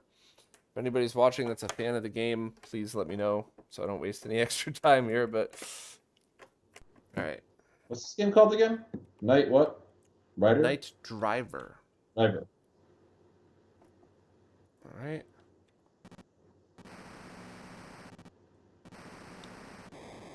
No, same thing with the original controller. I think Night Driver needs the driving paddle. All right, so you know what? Oh, then? there you go. Thank you, by the way. Let's see if the Hyperkin controller. Where did I put it? Ah, up here. If this Hyperkin controller can also mimic the driving controller. I had one of those too, and I had the driving game, and it was okay. Like, I actually liked it. No. Wikipedia says that Night Driver is one of the first-person games ever made, and is believed to be the first published game to display real-time first-person graphics. Huh. How about that?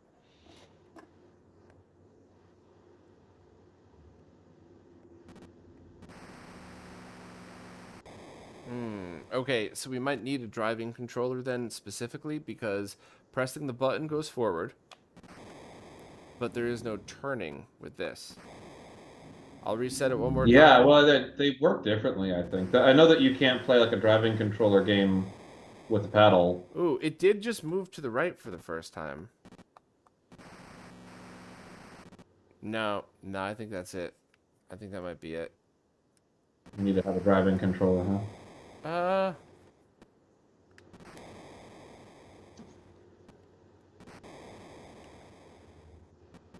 Yeah, sorry everybody. So, fun little lesson learned, I guess, but I should have had a driving controller for this as well. If anybody remembers, what's the name of the driving controller that people used to use? Or the game that the driving controller was based around was actually a whole lot of fun. And also, Scott, are there any other paddle games that we should see? Or the chat, any other paddle games? Steve from RetroTech, did I mention what CRT I'm playing this on? Of course I did, dude. Of course I did. So a PVM 14M2U through RGB through the 2600 RGB adapter. Betas and prototypes. Now I don't usually like those. Let me see. Hacks. Wait, there should be a homebrew as well. Wikipedia says that Night Driver works with the paddle controller. Weird. Not to say that Wikipedia is always correct, but... 1943. Indy 500 is the paddle controller. Thank you so much, BB Fan Fun. That's exactly the game I owned, too, that I really liked. Smoke, if you're still here, any homebrew suggestions, I am all ears, because some of those are often my favorite games. Let's see what we got here. So Warlord is a classic spinner game, at least in the arcade. Warlord is a cool game that has it's a 4-player game. Warlord. It's like basically like Pong, where you have like pedals in 4 corners. But you need 4 people to play it? I don't know, to be honest with you. I don't think you could play 4-player on the 2600, so maybe there's some way around it. But I'm just looking at what is available here. There's a G.I. Joe game with a paddle controller. G.I. Joe Cobra Strike. Dukes of Hazzard. Let's play a driving game. All right. We got to do it. There's a homebrew of Doom? We got to do it. Oh! I love it already. All right. Game reset. Wow.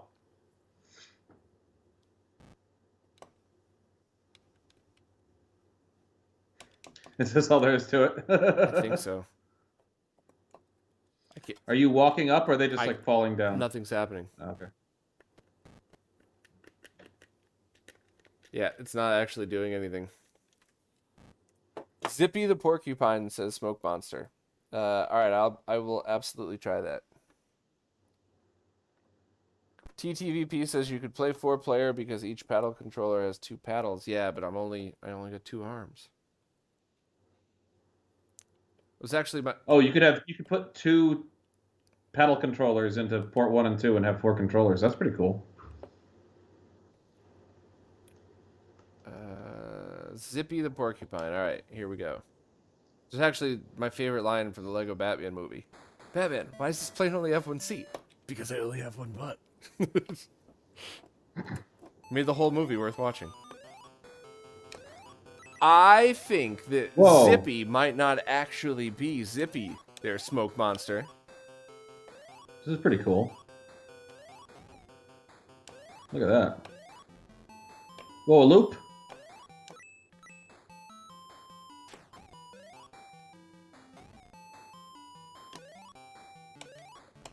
This is incredible. This is very interesting. Will these things disappear if I walk over? Or are they... No? Oh, that's weird. So if I leave and come back, the coins come back? No? I guess I just didn't get them.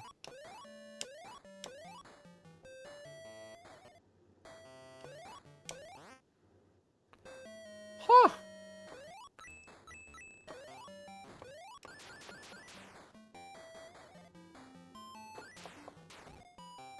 So not having heard any of the music right now, Bob, is there like Sonic-style music to go along with this? There is, and if you didn't know better, you would say this is a crappy rendition, but if you understood what it takes to make something like this run on a 2600, it's amazing. Yeah. I'm stuck in a wall, that's less amazing, and rings appeared that weren't there before, but... Are there like chiptune artists that like go for like all the way back to like a 2600 style music? I don't know, but Remute, if you're watching this, I'm challenging you to make one 2600 song. Did you ever listen to any of his albums, Scott? I don't believe so. He does just general music stuff too, but he also makes music on consoles that run, like he sells them on original carts and stuff. Oh, I've seen you talk about him on the show, so I think I think you played some of it on the show, so I think I saw that. That's a cool idea. You could buy a cartridge that's got the album on it, right? Yeah.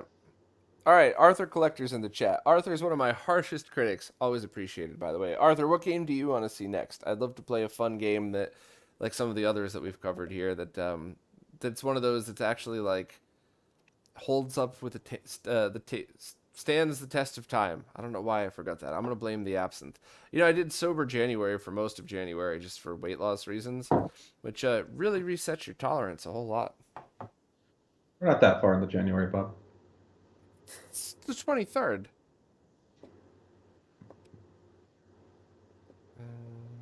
Let's see what else we got. Oh, you know what? While we're waiting for that, River Raid. Yeah, River Raid's a good one. River Raid. There we go. Yeah.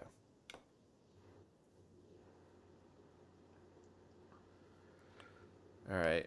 I remember my my grandfather, not the one that you knew, the one that I'd only see like once a year, if that, said that he was like addicted to this game. And oh really? Yeah, like somebody, because he was super competitive, and people would tell him like, oh yeah, you should play tennis, you should play golf, whatever else, and somebody was like, oh, you should play Atari, and he did, and he was like, his hand cramped up to the point where like he couldn't move his hand for a day because he was playing River Raid and he couldn't understand why he couldn't beat it. So he played it once, or he became addicted to it? No, he became like obsessed with it, but not like not like leave your family obsessed with it, but like I assume that much. Ooh, that was tough. I should have moved right and around it. In our youth, the idea of an old person like being addicted to a video game was an extraordinarily novel idea. At the due course of time, it's going to be very banal, I imagine. Yeah, he was. I feel like our generation is just going to play video games all through retirement. Well, it also, don't forget, with all respect to humans, we are all just sheep. And if you have something that's marketed to only children for so long, you're going to just think it's something for children, and it's going to take a while for you to realize, like, oh, it's not actually for kids. It's just exactly like TV or movies. Some are for kids and some aren't. Yeah. Ooh, I should not have shot that fuel. I should also be paying more attention to my speed, because I could get around this. This is actually a pretty interesting game. Yeah. I feel like at this point, games are probably less than like a smaller proportion of them are geared towards children anymore. Oh, absolutely.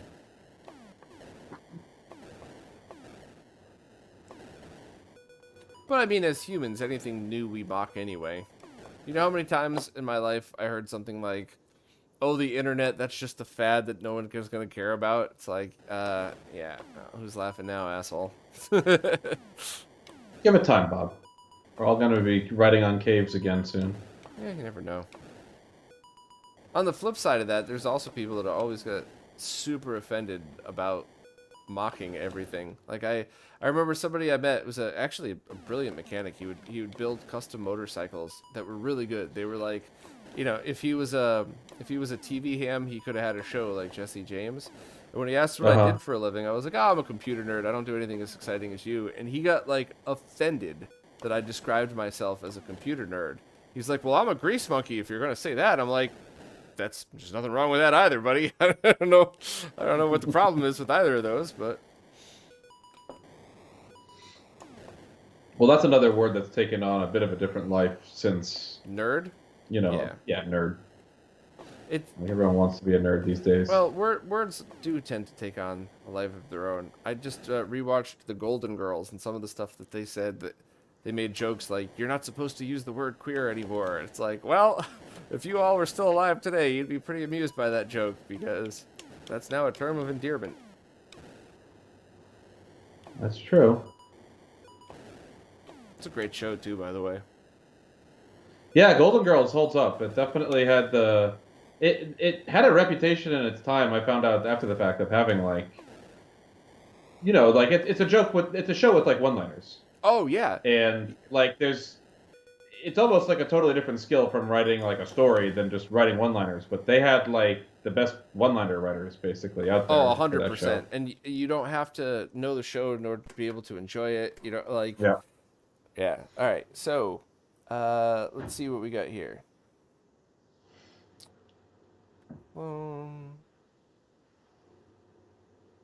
Trying to look for suggestions in the chat. You can press up by going faster too. Jay Powell, thank you. I wish I'd seen your post before I did it. My grandmother was addicted to Super Mario Brothers 3 when it was new. Yeah, NES really hooked a lot of people, actually, I think. River Raid was also created... Sorry, I scrolled. Was also created by Carol Shaw, one of the first really prominent female game designers. Sweet. Oh, badass. You always think of like Roberta Williams in that context if you're not on top of gaming history, I think. But I'm sure there's a lot of other great female designers in those early days that are kind of like lost to history. Yeah, not to take anything away at all from Roberta Williams, because I loved King's Quest growing up. I truly did, and those games were just absolutely amazing. But I would rather watch a Pushing Up Roses video on it than I would play it now, today. Oh, especially those old ones, yeah. You know, and in hindsight, like now that we can look back at like, you know, design choices, like what worked and what didn't, like the whole Sierra like adventure game philosophy is nobody makes a game like that anymore. And like there's a huge cottage industry of basically like repeating the LucasArts style. And like back then, you know, like those LucasArts or those Sierra games like were just so driven by like not only trial and error, but like try something, save, and then die. Is just a broken way to design a game. Well, some of the stuff. Ooh, I actually haven't played Qbert in a very long time, so I don't even remember how to play the game. Is this different in any way from the future versions? It might be a good actual example of like the difficult thing about Qbert is that you really want to try to like hold the controller at a 90 degree. Like you might find that that's actually the easiest way to do it. Like if you play Qbert in the arcade, you don't click up. You know, you go diagonal. It's all on diagonals. But the point of Qbert is to hit all the I see what you mean. So you don't want to go down. You want to go like diagonal, up left, you know, up right. This is a game I find that is like for all of the like a rare game where the arcade controller really makes it like a lot easier to play. There's so few games where like arcade games where the arcade experience is unique enough that emulation doesn't really cut it. You wouldn't think that Qbert would be one of them, but it totally is because of the form factor of the stick.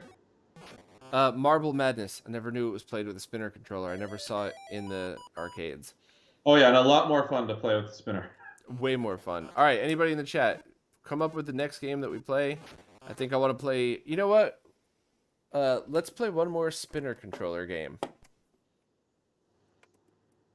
What do you think, Scott? You want to pull up like a Wikipedia of spinner games or something? Yeah, I got one here actually. All right. Because those are generally my favorite experiences on the 2600. Yeah. There was one game... There's one called Bachelor Party Gigolo. I feel like that's probably not something that's going to interest me the most. Canyon Bomber, Circus, Demons and Diamonds, Egomania. Okay. Egomania? Like the waffles? Yep. Except there's one word. The Star Wars game. Star Wars Jedi Arena. Maybe we should end on that one. But I'm getting hungry, so let's do the Ego one.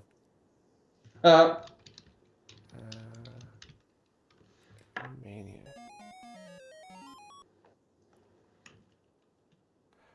Kaboom is the most popular spinner game. I did already. Kaboom is the best one. Yeah, that was really awesome.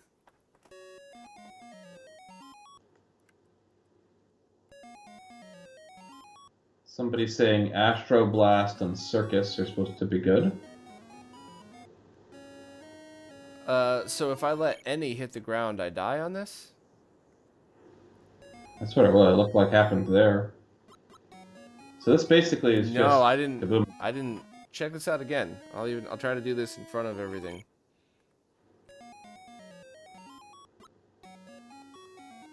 Oh, so that is the case, but there's just a really terrible hitbox.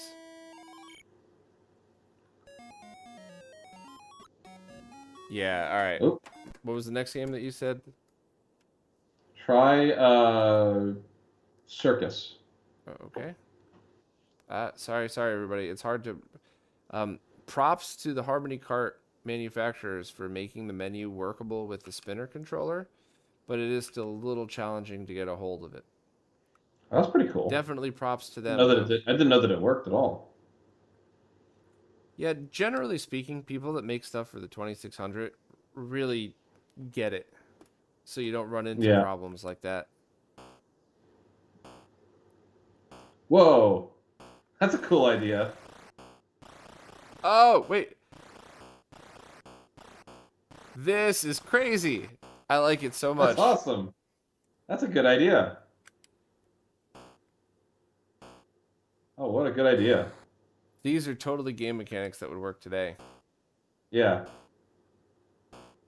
All you need to do is like it just has to do one thing. When an Atari game tries to do like 3 or 4 things, that's when it bumps up against the edge of its utility. But this, like, there's a seesaw. That's the game. That's the mechanic. I don't like that you die if you hit the wrong end, though. You should just plop down. Mm-hmm. All right, I guess I gotta reset. Is there any game options?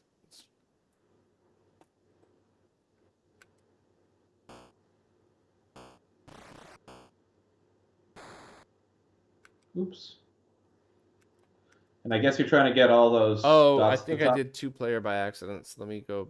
So it's 2-1, 3-1, 4-1.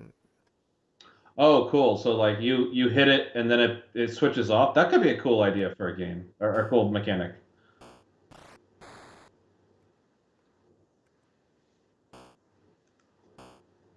You know what we need? We need Parsec integrated into Mister, so you and I could be playing this across the internet. True. Funny, I know somebody that might actually make that happen.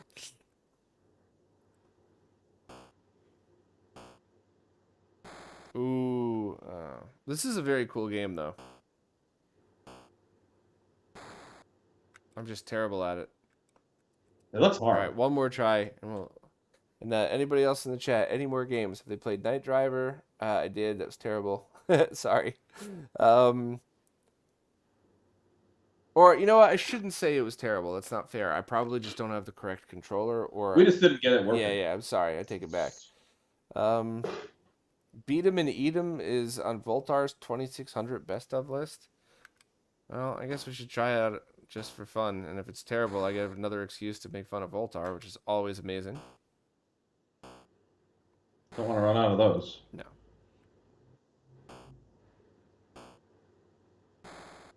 All right. I like this. I still like this a lot, but it is a little challenging to make sure you have every. Like, how would I have known? All right. Yeah. All right. Beat 'em and Eat 'em. Is that a regular game or a spinner game? Probably a regular game. So let's circle back to where we started, and maybe we'll play this one last one with the original 2600 controller. No, Beat 'em Medium is it's a spinner game. It is. Okay. Even better. It's my favorite kinds.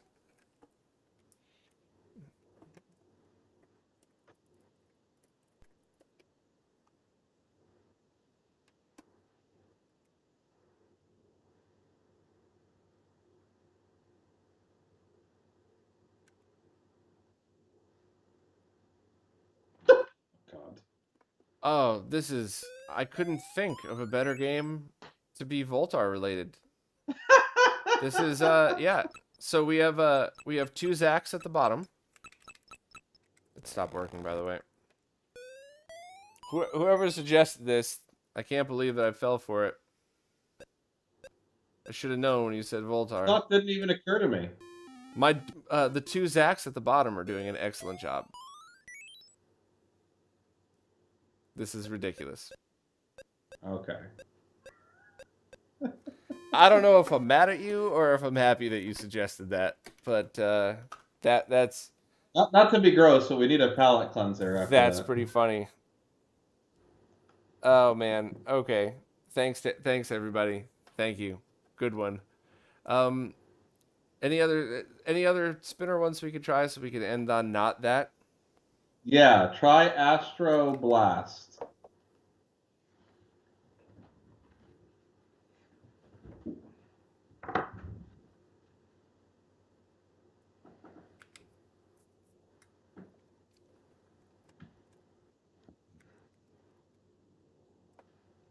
It's not doing anything. Ooh, this is sort of a good. That looks like this is going to be like Space Invaders or like Galaga with a spinner. But it's asking me to use the. I think it's asking me to use the second controller, and it's not responding well at all. Oh. Yeah, we might have to find another. It's not. Yeah, it's either the game's broken or the spinners are broken or something.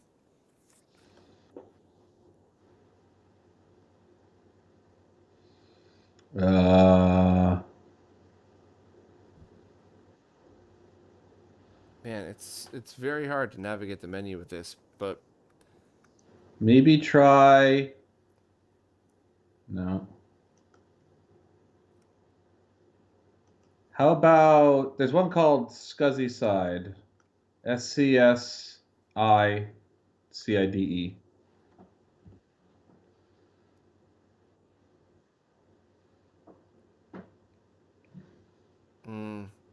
SC? Like Scuzzy, like SCSI, or is that how you pronounce it? Like the old cereal It is port. how you pronounce it, but I'm not seeing it. What Oh. was Star Wars like? Star Wars Jedi Arena. It's not a spinner game though, right? No, it's listed on the spinner It page. is? Yeah, I got a list of spinner games. Uh, Rucker Gr- Oh wow, is that like a lightsaber? It's not spinning. Or shooting. Oh wait, alright, I guess it is.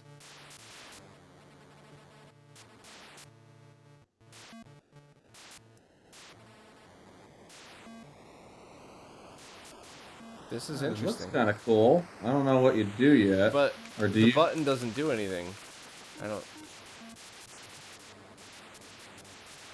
Maybe you gotta hold on to that laser somehow?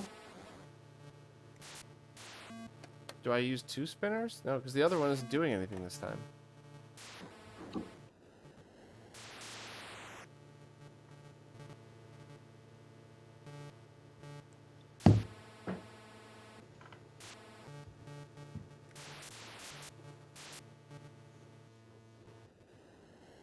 Yeah, I don't quite understand how to play this because now I'm operating the top one. Huh. Well, I don't know either. All right, there's got to be one more cool 2600 game. We had some awesome ones. Oh, I'm sorry. Let me turn this off and back on again so there's no flashing. I didn't mean to do that. Sorry, anybody photosensitive. Original Atari controller. One more game to ride us out on.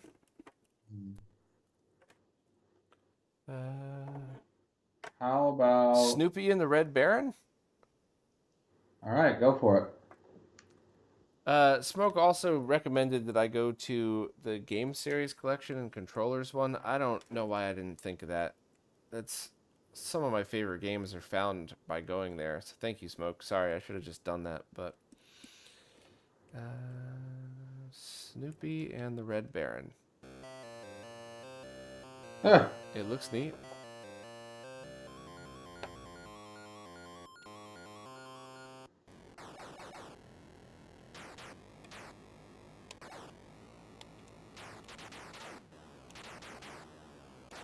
I assume you're trying to shoot the Red Baron. I believe. The graphics are nice. It's a pretty impressive horizontal shooter, but the Red Baron flies more like a twitchy hummingbird. But then again, I'm also Snoopy flying on the top of a doghouse, so I don't know why I'm complaining. Yeah, the aerodynamics of that doghouse are probably leave a lot to be desired. I don't even know why I died that time. I think he shot you. Oh yeah, the bullets are so small. I didn't even notice. I could see my bullets way easier than I could see his. Yeah.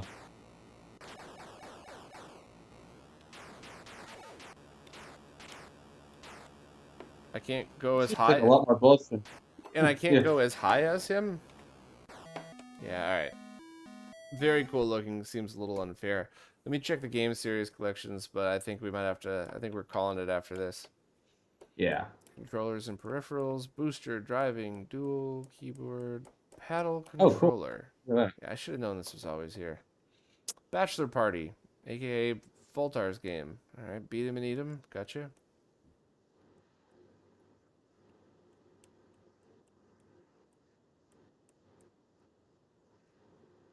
G.I. Joe Cobra Strike?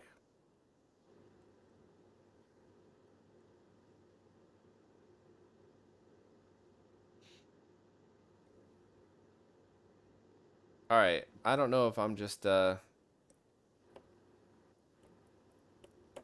don't know if I'm just asking for this, but Maybe it'll be awesome. Well, that's a cool effect. This sort of looks like bad NES graphics. Or at least the top half of it does. all right. It's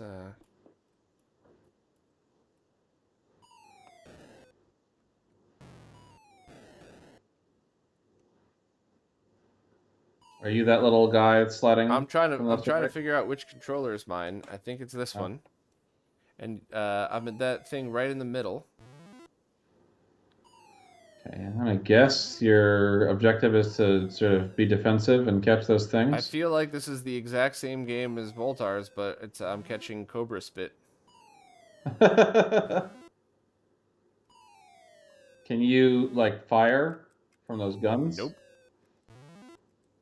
Maybe it's one of these things where if I gain enough Cobra Spit, I could spit back. I'm trying to make this not what I'm thinking in my head.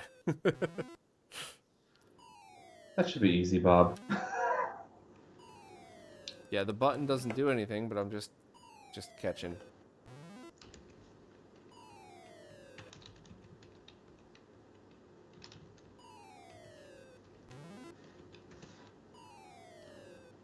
Cobra Strike.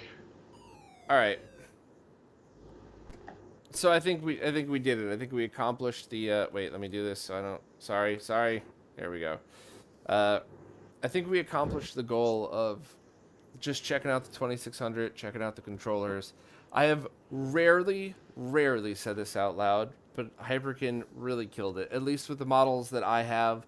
I do know in the past I've said I've tested Hyperkin controllers that I liked, and then I get a million responses in the comments of people that are like, here's all the very real reasons why it stinks. Like, I don't know, maybe there's a run of these that were bad or something, but the Trooper controller played awesome.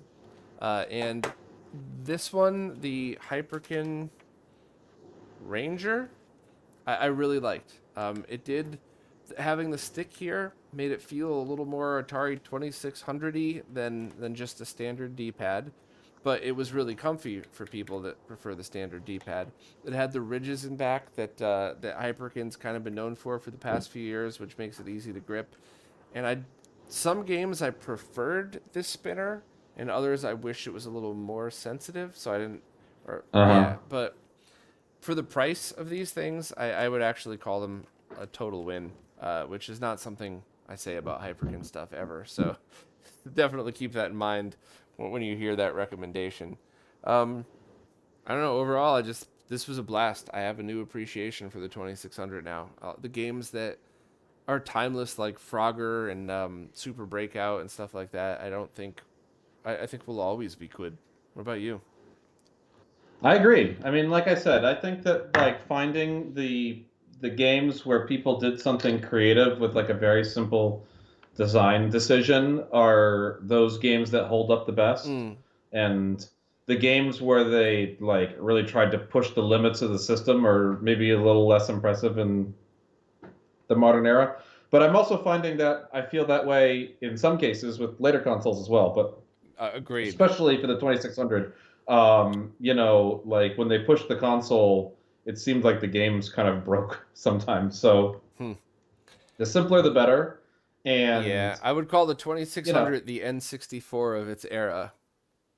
Yeah, for sure, right? And like, and it's also just, it's always like been a bit of a black hole in my mind because it's the kind of thing like I just didn't play them when I was a kid, and I never grew up when the games are coming out. So it's always been like further afield of my radar, and it's always cool when you discover something in it that like, kind of breaks your old expectations. Because like you, when I was a kid, I was like, oh, this is old and lame. But like now I have much more appreciation for it. Absolutely. Just to run through the chat real quick. Super chat from Jonathan G. Can you use an HDMI to VGA to go OSSC to PCCRT?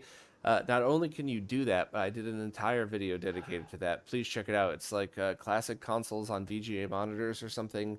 I go deep into what you would need to do that. It's a good solution too. Linux Lover 84 says, I think the first version of the Hyperkin controller was prone to breaking on the Trooper. Yeah, I mean, you could say that about everything Hyperkin makes. The first version's probably just, we're the beta testers of it. Going through.